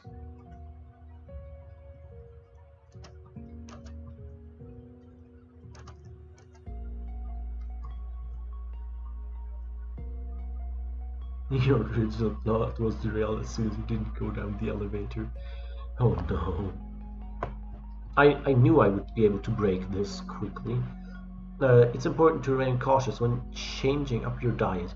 You don't want to suffer any sort of cheese poisoning or something similar. You should pace yourself with this.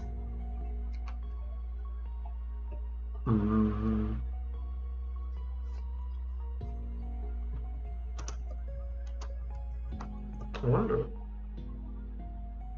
I mean, who cares about the original plot when I can stay in a cabin in the woods and... I snapped away a bag of blood.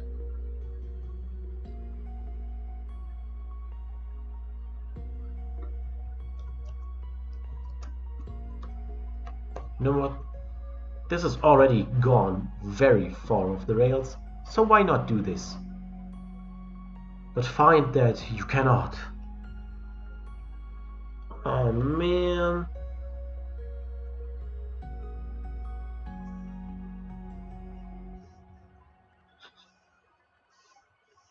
It's great from the AI too. The AI is perfect. Woods, of course. Barren desert rock planet with crystal mines. You know, I'm kind of a woods guy myself. I am not.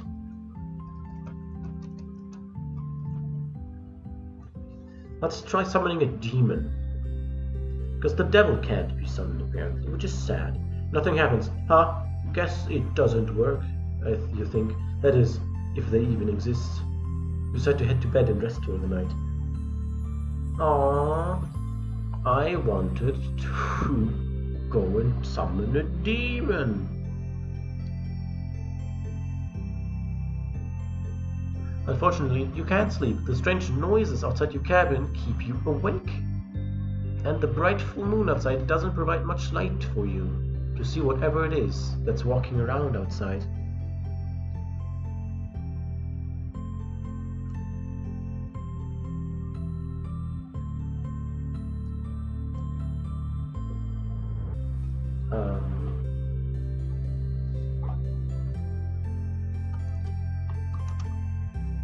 Like, the fact that there's woods on this desert rock is weird, but I'm in a wooden cabin in those woods. Not weird at all. You grab your shotgun and lantern. You look outside and see nothing. Just the darkness. When did I get a shotgun? I know this is not what you planned, but this is definitely what I planned. You look over to your left and see a wolf staring at you from a few feet away. You pop the shotgun as it quickly runs off into the woods. Yeah, I have a boulder blaster, but apparently I also have a shotgun now. A pump shotgun. That was probably in the cabin. That's normally in a random cabin in the woods, not gonna lie. I don't know what I could do next. I'm actually in the random cabin. Huh. Shoo, you say. Shoot it is. Demon, get out of here! You continue looking around and walk about 10 feet deeper into the woods when you reach the end of the cabin.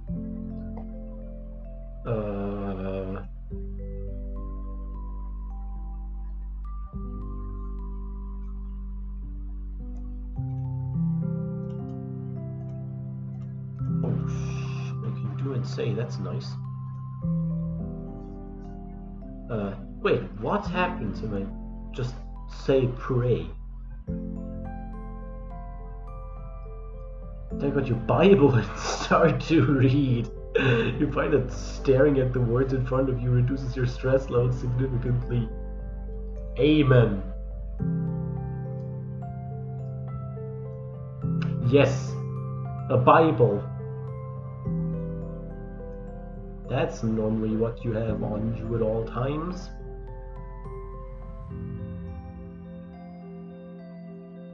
God grant me the serenity to accept the things I cannot change, the courage to change the things I can, and the wisdom to not say anything stupid. Amen. I need to say... I need to... come on. You can't be serious.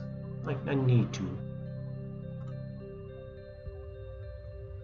Amen. You walk back to your cabin deep in thought about what to do next. Amen. Amen, my viewers. You know what's surprising? Our doctor from Frostpunk here has not shown his gambling addiction again. It's been quite a time, and I'm pretty sure he got a few points. With a few, I mean like probably 22, 30. 62! Yeah, 20 to 30, of course. Oh, that was close.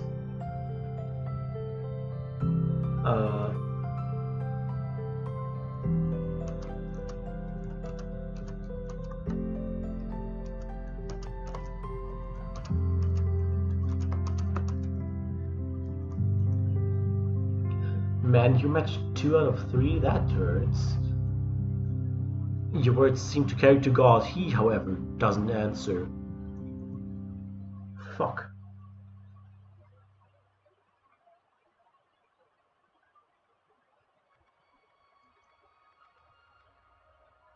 You spent the rest of the night praying, and despite the fact that you've never been a religious man, you fall asleep with a smile on your face, dreaming of your family. You wake up with your family. Please, what happens next? It's all true. It's all really happening. You wake up at dawn again and are filled with a great sense of dread.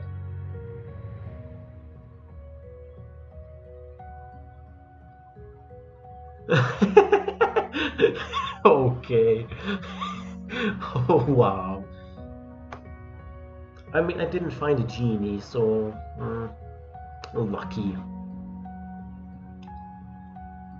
You look out of the window and see nothing but trees. Try to pump yourself up with inspirational speeches.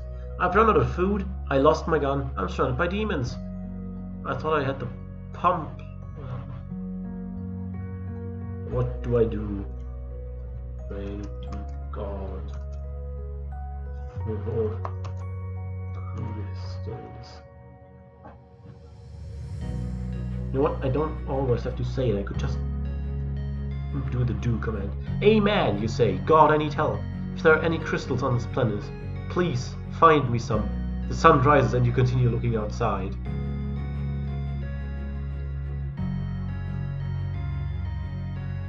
Eventually, just as the sun touches the horizon, you see something white. You grab your gun and looks closer. It looks like a small snowflake. A snowflake. You walk outside and collect the small snowflake, put it under lens and confirm that is indeed a crystal.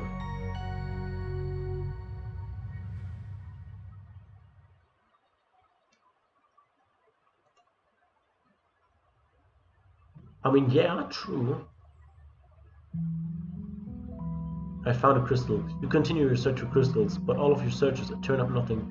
The further you walk into the cave, the deeper the cave goes. Not a large diamond. Yeah, that is true. Your lamp fuel runs out after a few hours, and your lantern goes off, leaving you in total darkness. After a few hours, you can't take it anymore. I need to do it.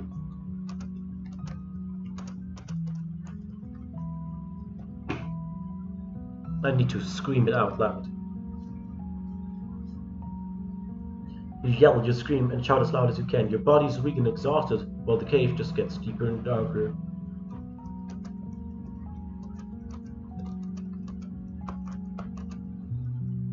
I mean, I somehow got into the caves now, which, hey... There's no answer. You fall to the ground, curled up in pain and exhaustion. You beg for God to stop this, but he doesn't listen. At least I'm in the cave. What?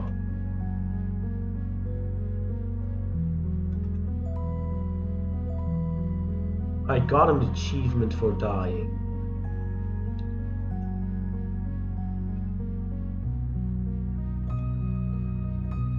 You cannot hear a crash. You die a lonely, forgotten corpse lying in the cave, deep underground.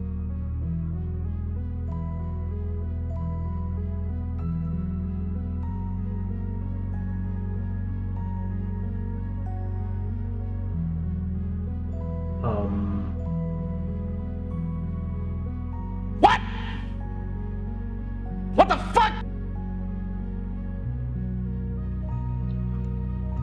It's not the problem, I just...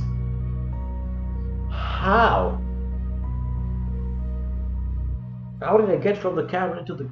at least I got snow. The snow is the best part. I don't like this. But damn the snow.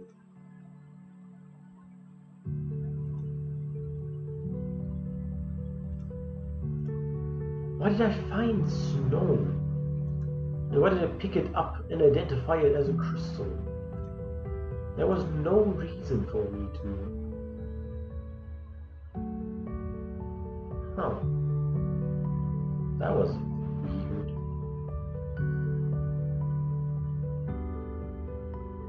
Oh boy.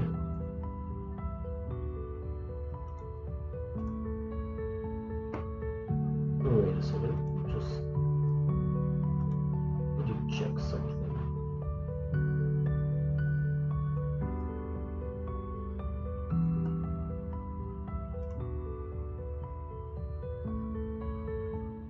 Well, that's true. The genie was pretty random. But the genie was a lucky random.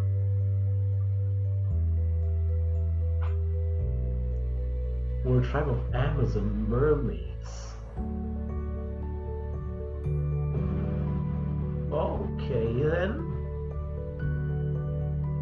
I mean, at least it wasn't the loot thing that happened to my rogue, which I still want to finish sometime. That was hard against TOS, man.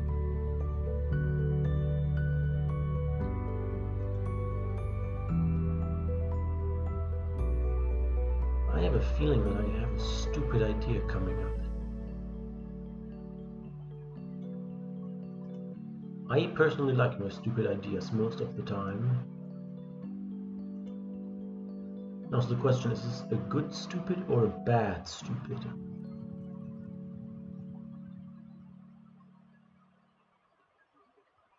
That is also very true. I've only been really playing it for a day, but that was an eventful day. That's pretty much the extent that I can tell you.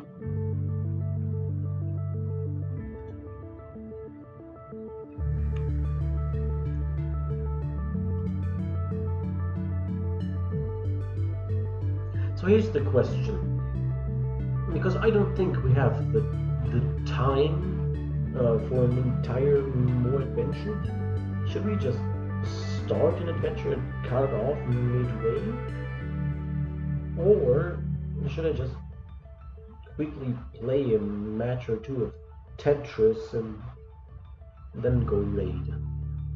Because the raid happens either way. You want me to start a quest? Oh, that's the wrong god. We'll start a new adventure.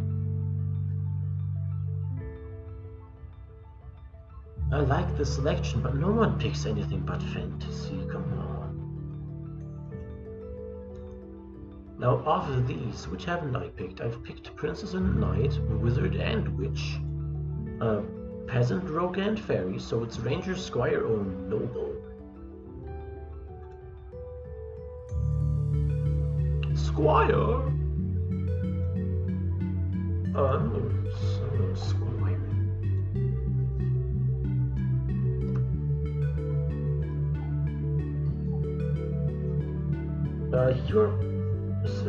Help Sir Theo complete his quest. Okay then. Yeah, I know Peasant is just the weirdest one. I like Peasant. Also, Fairy is very weird, and Princess just never stays with the princess, so... You're Percival, a squire living in the kingdom of Larian. You have a spear and a pack of supplies. You follow Sir Theo as he enters the forest. He turns to you and says, "We're going on a mission to the Sota swamp. I don't want any of you slowing us down." Industrial Revolution, let's go. I mean, that sounds like a peasant thing to do, don't you think? Although first I would behead the queen. You quickly roll your pack up and tighten the straps. You tighten the drawstrings to make it smaller and put it on your back.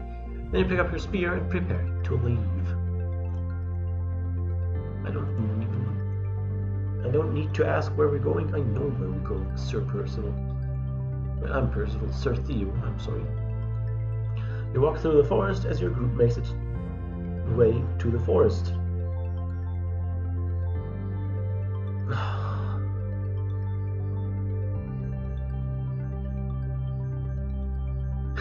Sir Theo fell in love with the dragon. I really want that. So we walk through the forest to get to the forest. And we get to a clearing and see a massive creature. A dragon.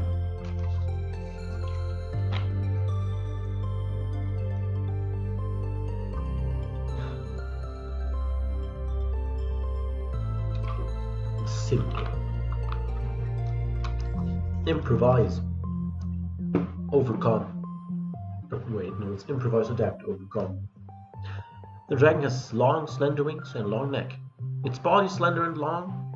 Its skin seems to be pulled taut over its body. I think... I'm not sure if Sir Theo's got this. Its eyes are pure red, giving it a stare that could kill. Oh my god, says Tom.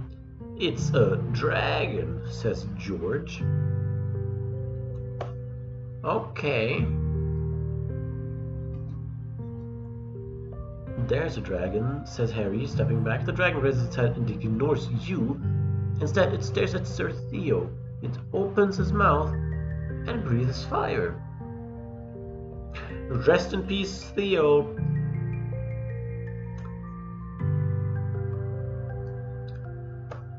We just need the confirmation that he's dead, then we can celebrate.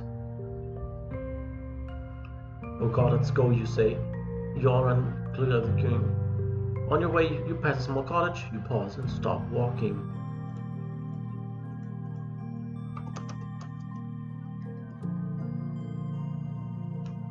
I'm gonna enter the cottage.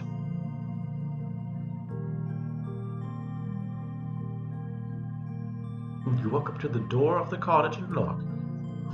A few seconds later, you hear a loud thud, and the door opens. A small bearded man in a robe greets you.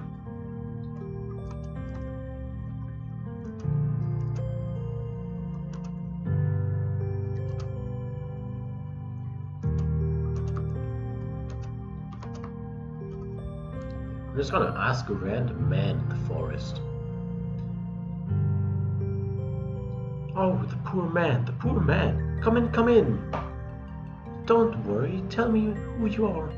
I'll make you a knight, says the wizard.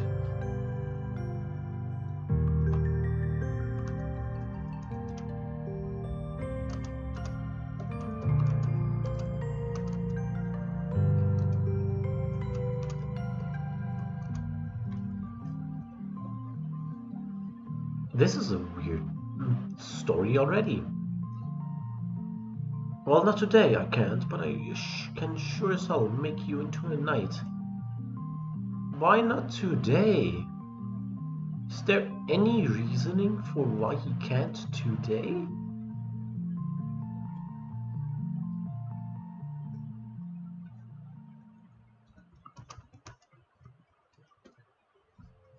I need to acquire the information. Because I haven't even begun to cast the spell yet. Come on in, it's getting cold out there. Tom, Harry, and Percy enter the wizard's cottage.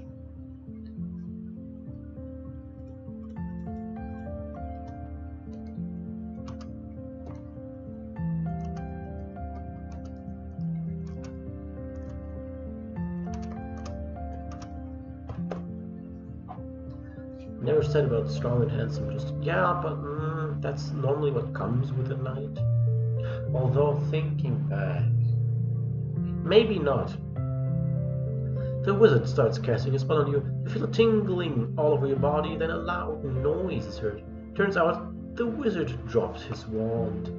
Oh no, that's bad. During the confusion, a small fire erupted in the cottage. Oh dear, I think the cats got my wizard hat. Oh, you're a goblin. I don't think I'm a goblin.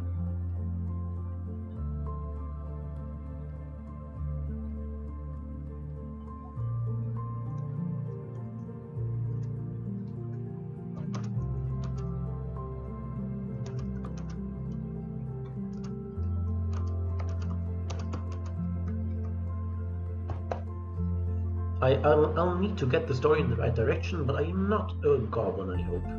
Run, says the wizard. You all turn and run out of the cottage. You are met by the dragon.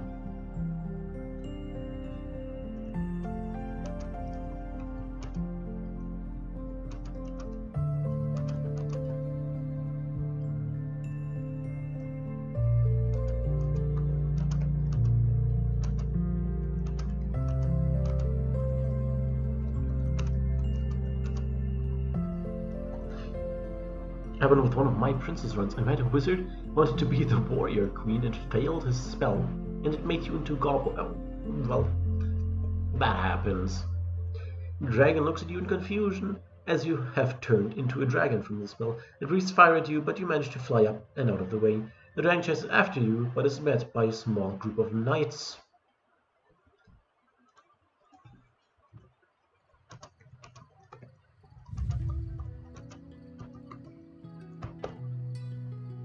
I am a dragon now. You fly down and attack the knights. However, they are more than a match for you. The dragon manages to snag one of your wings and chomps down on it. That's not what I wanted to happen. Honestly, I don't know what I wanted to happen.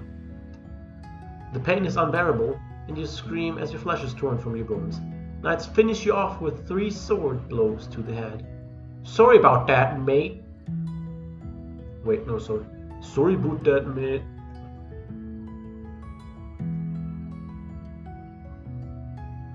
They just killed me and basically teabagged me. That's what I feel like. You hear a voice say, look up and see the dragon. Still with a piece of your wing in its mouth, looking at you. Ah, that's the dragon. He is apologizing. Sorry, man. Go, mate, he says. You turn to ashes before your very eyes as the dragon happily swallows you for lunch.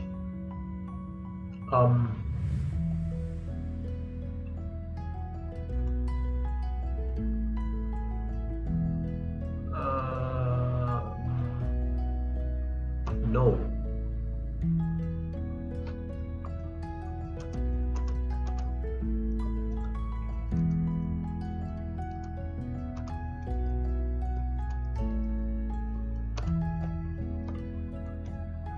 Simple. Fixed. I mean, the AI really wants to see me dead.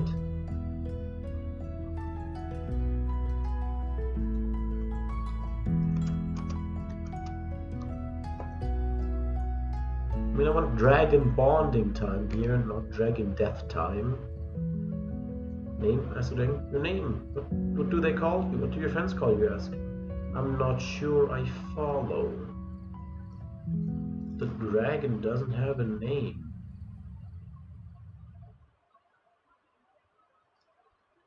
I have many names. Well, then what? Oh, them? They call me Smee. What's happening now? Your ear-piercing scream looking over your shoulder. You see a dragoness with 4 heads attached to a long snake body flying at the 2 of you.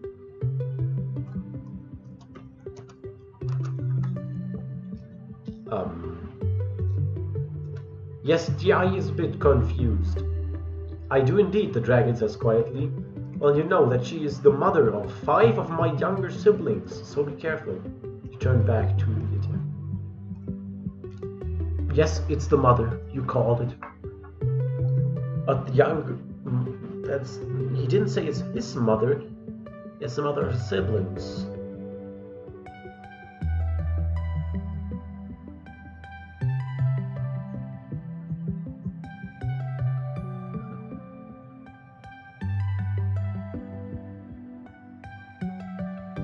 I don't think it's his wife.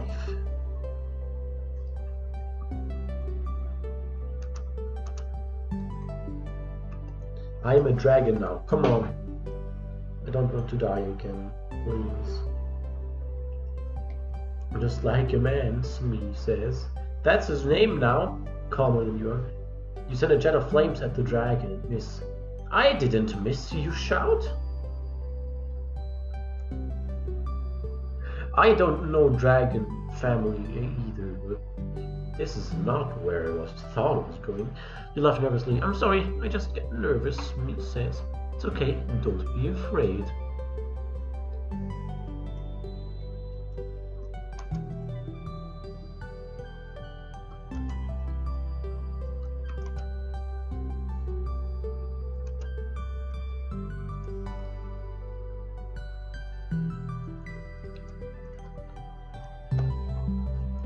I'm gonna go do the weirdest stuff I can. The dragon arrives and starts scolding Smee. Don't be so insolent. Men are beneath you. You will never be a man.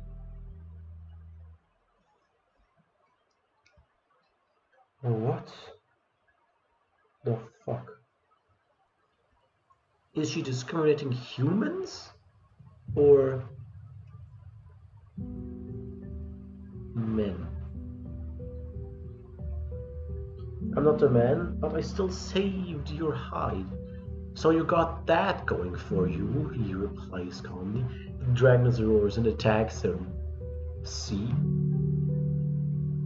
Yeah, I also think she meant humans.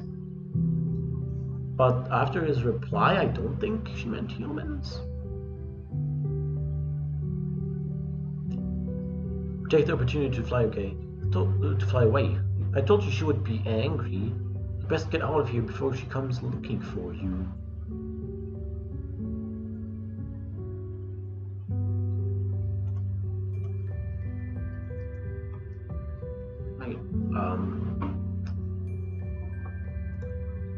Well, I guess we found a racist dragon. You fly south, out of the mountains and into a small valley. Right among some rocks, you wait, watching as dragons of all ages fly overhead in the distance.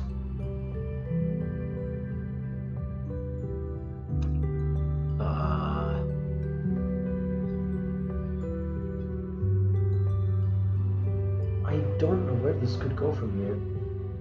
The first dragon from Dungeons and Dragons. Mother of all dragons. Oh no.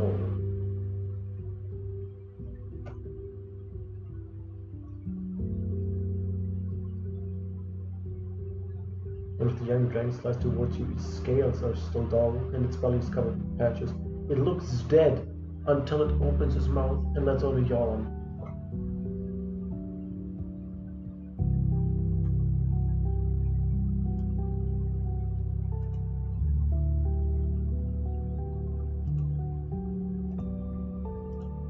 I'm sorry, but that is too relatable.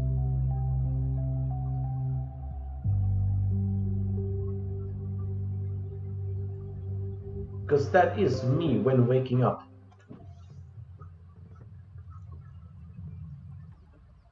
Adam and Eve for dragons. What the? Okay.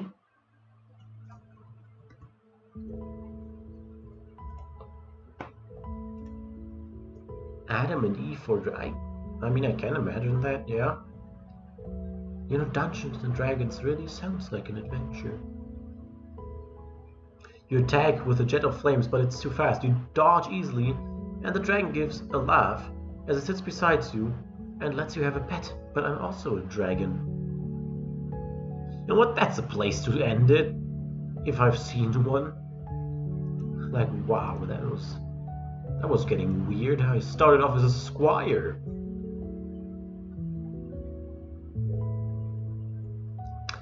Yeah, let's not forget I was a squire for the original start of that.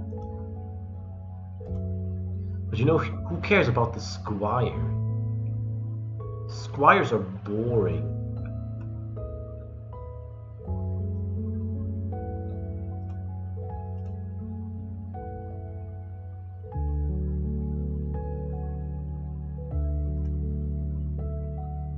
I can imagine. Oh, 17 points.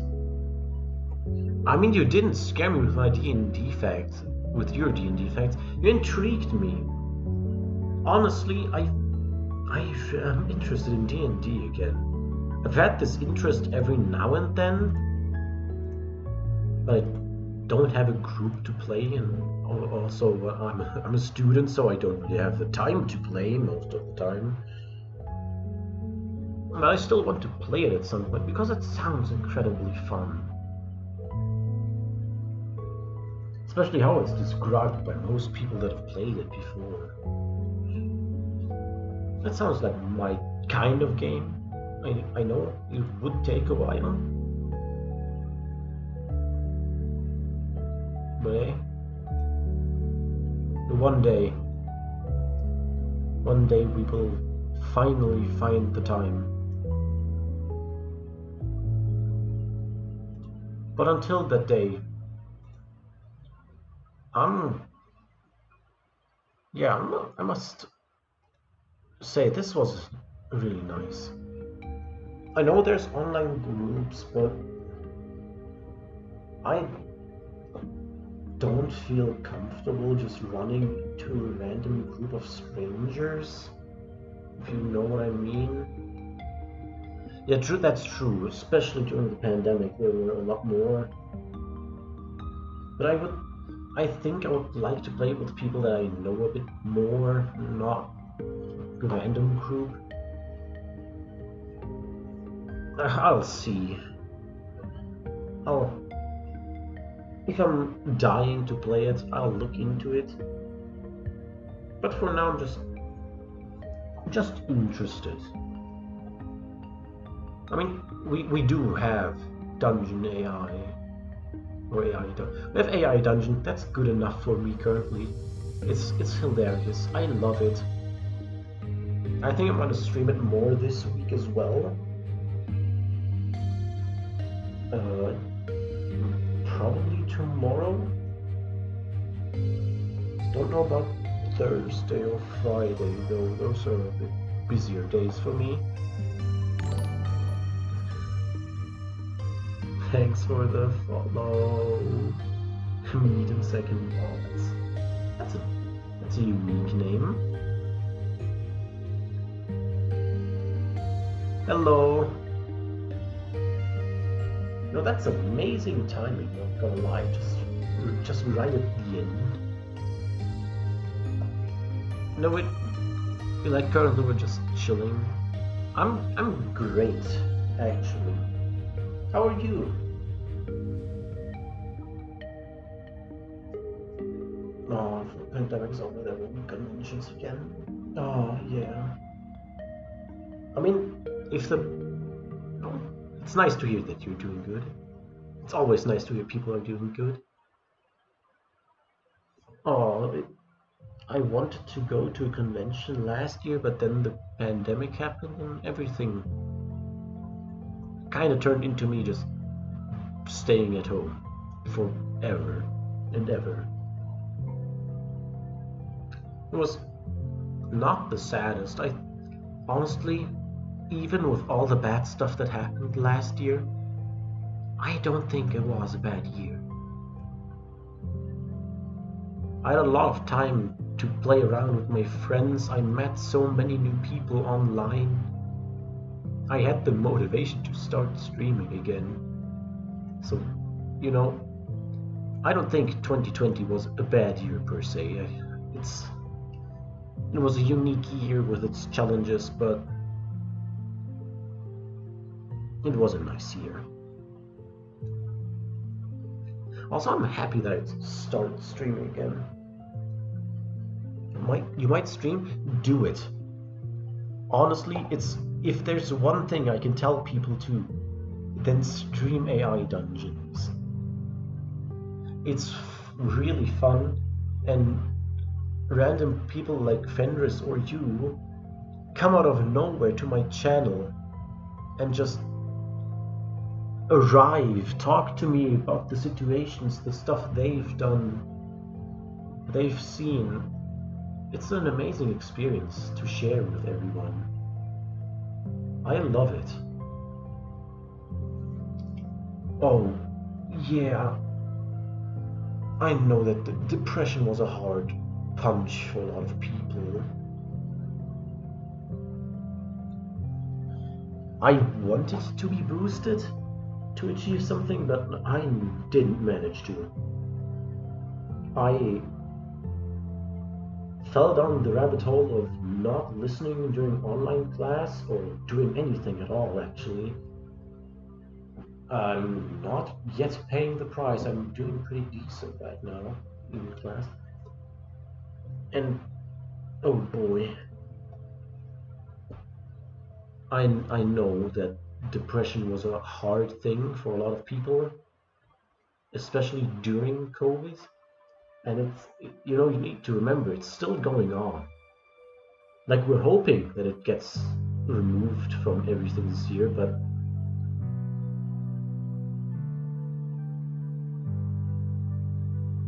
yeah, I like small communities.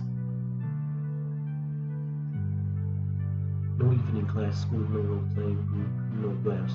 Yeah, it's sad.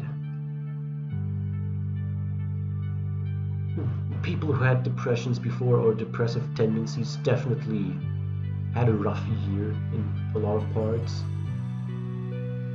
And introverts such as me had a shining year some parts. We have web AI dungeon, yes. That really helps right now. I think all of the other games really helped. Because during last summer, me and my class were completely strangers. We were complete strangers. We didn't know each other for a long time. We forgot who we were. We couldn't see we couldn't see us in person. And then we started the current grade I'm in online class. And we still hadn't seen each other in months. So what me and a couple of people did is every day after or during class, we would just meet and play Among Us for a couple hours. We just have fun together, bond, and remember, during my current grade, I've been in school for 2 weeks, I think. That's not the best thing. Oh, smoking and drinking, oh no.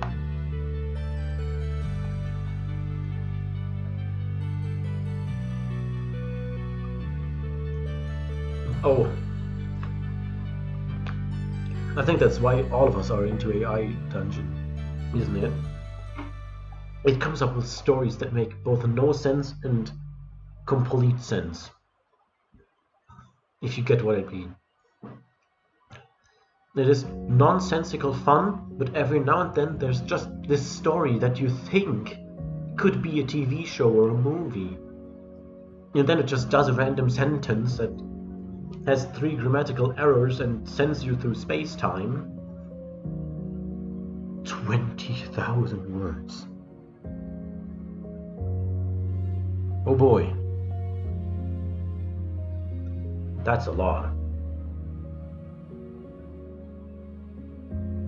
That's a lot. Yeah, that's a good question. Did you keep it in Skype? Oh! I think that's an accomplishment, to have the AI not stray from the path. I mean, we've had stories today from every universe, multiverse, pretty much every kind of story you could have imagined. We've tried Harry Potter one. You exploded the moon for an alien invader. Oh, a pre-made world with NSFW stuff.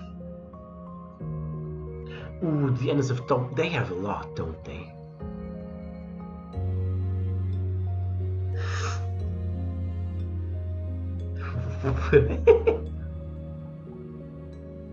Oh, I mean the AI really sucks.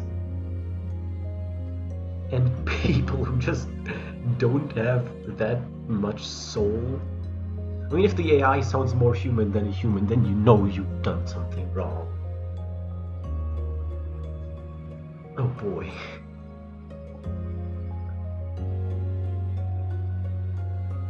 Oh. You know, this is nice. I like playing the games, but you know, just talking to you guys, talking to chat it's a nice thing as well. Ooh, NSFW stuff.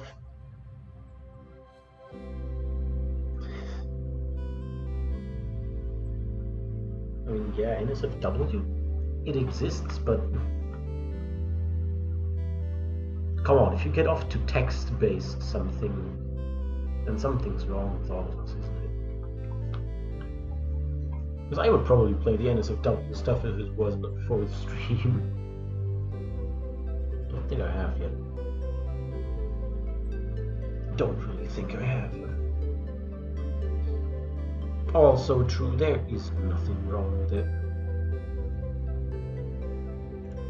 It is just text. Nothing wrong with the text.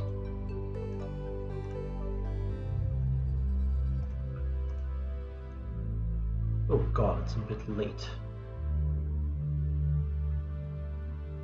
Had a bath with Astrid from Skyrim while eating pork belly and drinking wine. You know what? That sounds like the life. Or a scene from The Witcher. Even though I haven't played The Witcher, I just feel like that could be in The Witcher.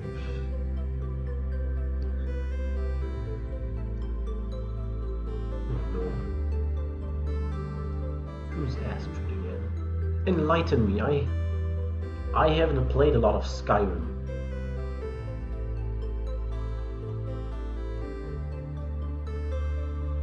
Head of the Dark Brotherhood. That answers the question that was put up here. Yeah, I definitely haven't played enough Skyrim. You can already tell.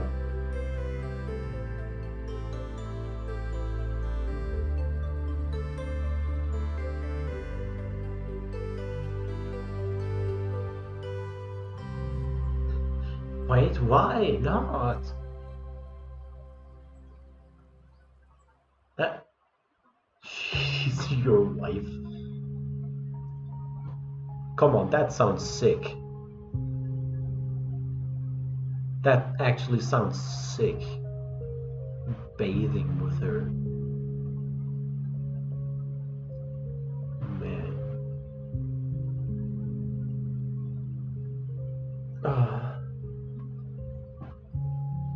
No, I had inattention this year when starting my Twitch channel back up. Because last year I streamed a bit, not too much. And this year my main goal was finding a niche and building a community. And I think I'm starting to do that. Oh, then who would you bathe with? Name one character who you would bathe with. Checkmate.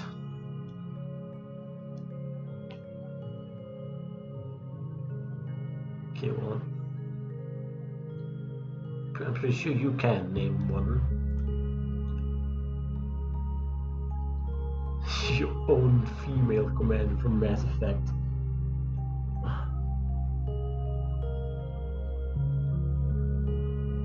I mean, should we count customizable options? Because Astrid sure as hell isn't a customizable character from what my basic knowledge is. Fury from Vault 4. Oh no. You know, you guys show me that I definitely haven't played enough Bethesda games to talk with pretty much anyone on the internet. Actually, what Bethesda games have I played? They own Doom. That's what I know. Well,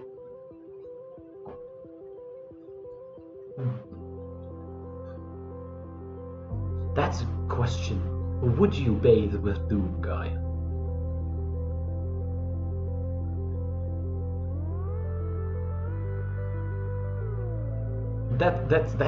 Is it a good question? Because I'm not sure. Space Station 13, Calamity Casimir Gray. Huh. You have a lot of characters you would bathe with.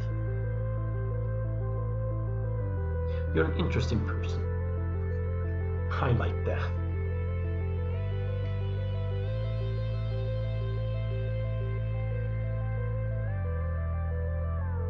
You know, this is a very entertaining conversation, you're right. You have enough. Oh no, you have enough girls to bathe with. 7 more than real.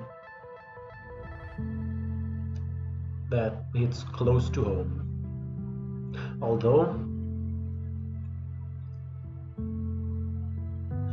well, yeah, okay, I definitely have enough fictitious girls that I would bathe with as well. Although, for the love of God, I couldn't tell you a single one right now without looking up stuff that I've seen.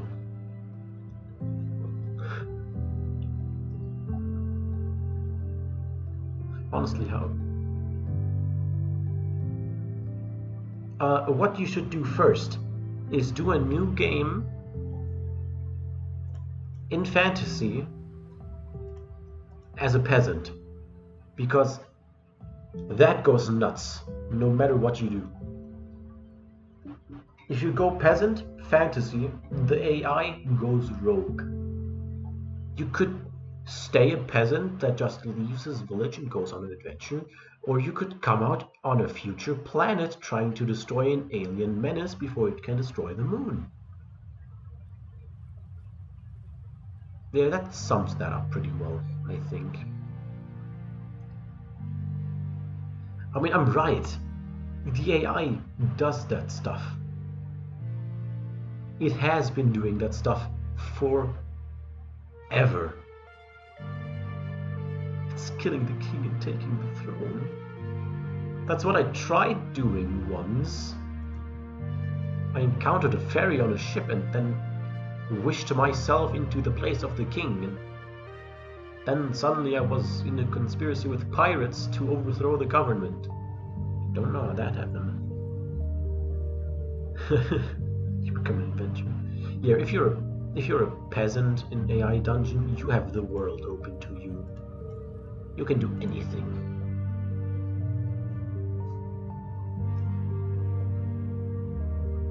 Oh boy. Oh, you a wizard warp into modern day New York and make the Statue of Liberty your golem? Now that's something I would like to do. Where can I sign up for that? The statue. You actually did that? I mean, I showed this earlier on stream.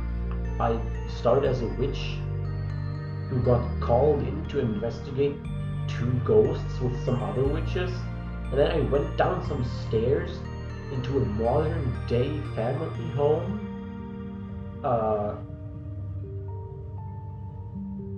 Was that no? Wait, no, the witch went down some stairs and into a modern day family home, looked at a letter in a car, then got the ability to time travel, traveled into the future first, then back in the past, into the Stone Age, where she talked to a wolf, and after talking to the wolf, she brewed a potion to become God, and got all of her life energy sucked up, by a being of pure light. I didn't do most of that. You opened a portal to New York City in 2020. Oh man, why can't it do that for me? That would be an interesting stream, I think. Honestly, it would be one of the more interesting streams.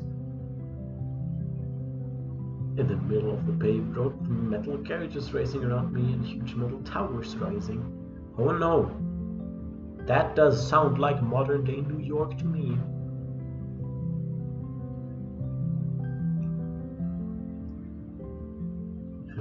Visit Ukraine is now. Found out that I was in New York and found the statue.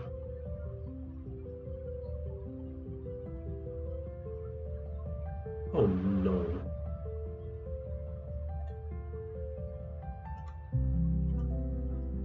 Then I cast an animate object on it to make a golem out of it. You made the Statue of Liberty your own golem.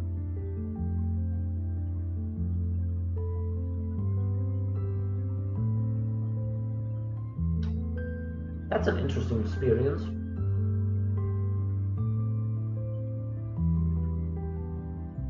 And then you made her dance on the entire nation because you got that win. I want to do that. Come on, McCain. Give me that RNG next time I play.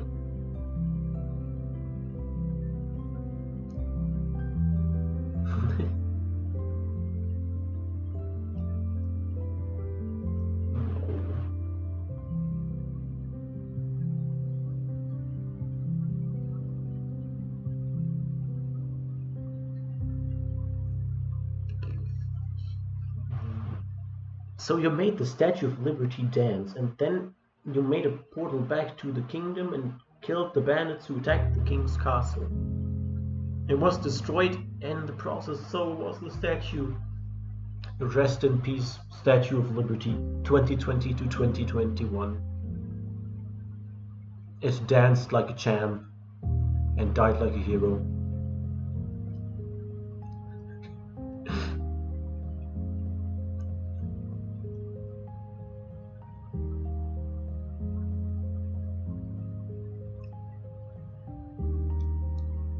The head of the Statue of Liberty to make a new castle? How would you do that?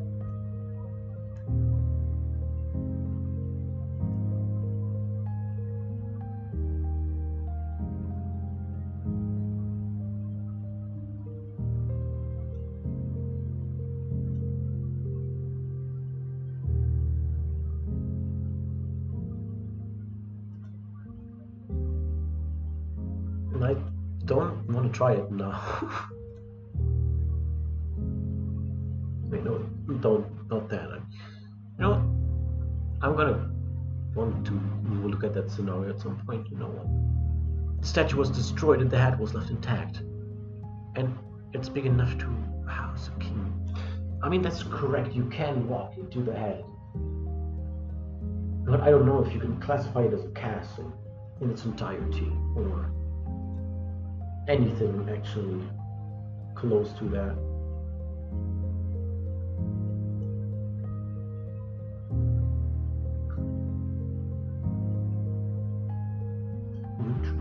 I think that's the first one I used because it was a free world and I was very confused about what I was doing.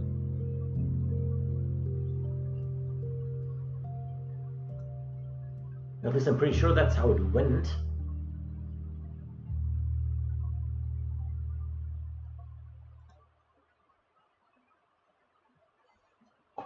Wow. Oh god,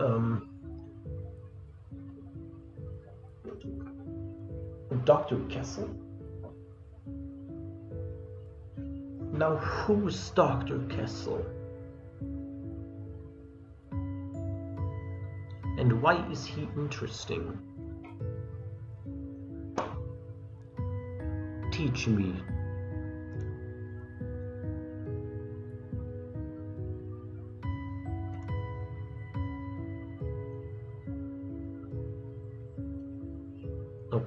It wasn't every zombie apocalypse run? Okay.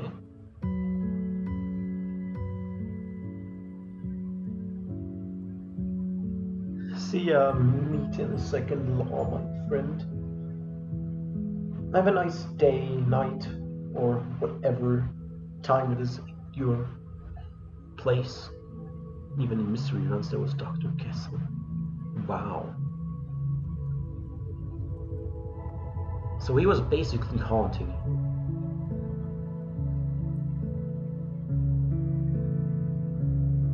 you. Interesting.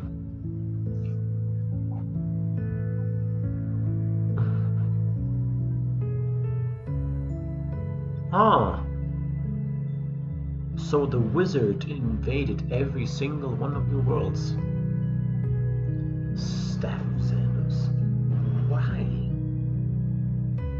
The AI is really weird, isn't it? It's unique in my opinion, but weirdly unique.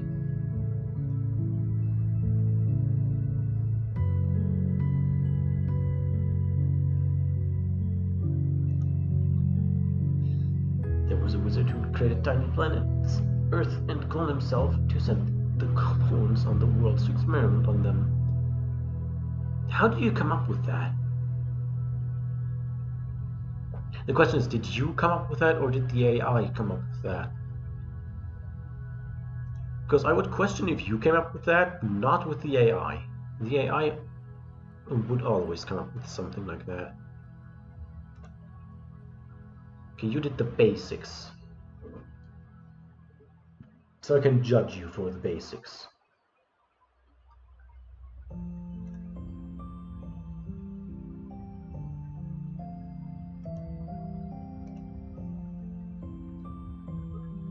Of the planets you created as a wizard named Kessel.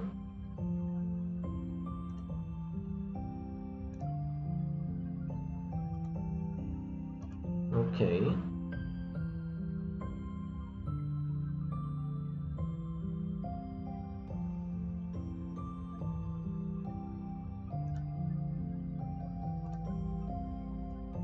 The AI said one of the planets was destroyed by a nuclear war, one of the others was overrun by zombies. Oh! And then it used that as a basis for the other stories you did. That's interesting. The AI doesn't know what it wants to know.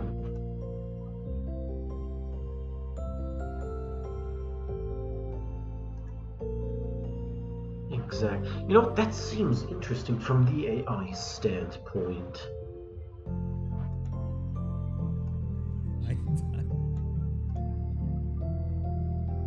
Oh god. Okay, guys. You can read Dr. Kessel's origin still here on AI Dungeon. It wasn't removed. Wait, they removed it. I mean, that's not bad. Right. Oh wait, if they didn't remove it, they could have removed it. Okay, but before how many?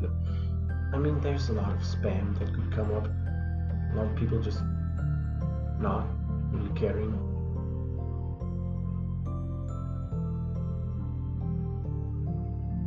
There were probably some good stories deleted, not gonna lie. Well, third attempt.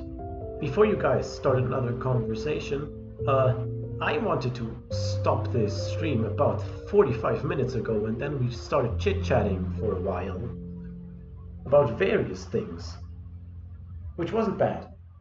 I enjoyed it. Don't apologize. I wanted to go to bed in a few minutes anyways, but I enjoyed this. It was nice talking to everyone here.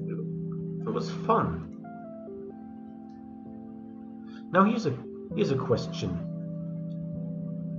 because I want to not leave you guys with emptiness of offline Twitch streamer. would you join a raid to my good friend Corex? Because he's playing World of Warcraft right now. But I think he's ending, isn't he? Should get a sound bit of that for Ark as well, because that is the cutest Haya on Twitch. I guess Kefikat decides that we're gonna be ending this. Yep, he's ending. Well, that raid isn't happening, I guess.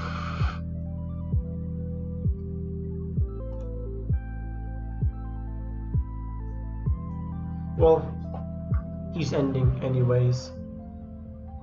So I guess I'm just gonna end it normally, not do a raid for this time again. Thanks everyone for coming. This was one of the most fun streams I've had in months. This was really fun, and I hope we can continue a similar streak tomorrow with the next stream. Have a nice day, night, or whatever you are. Oh, thanks. I love playing it. And, you know, streaming it makes good content, so, you know, that's always a plus. So, thanks for joining me. Have a nice day, night, evening. Goodbye, everyone. Thanks for the follow right at the end of the stream. Goodbye.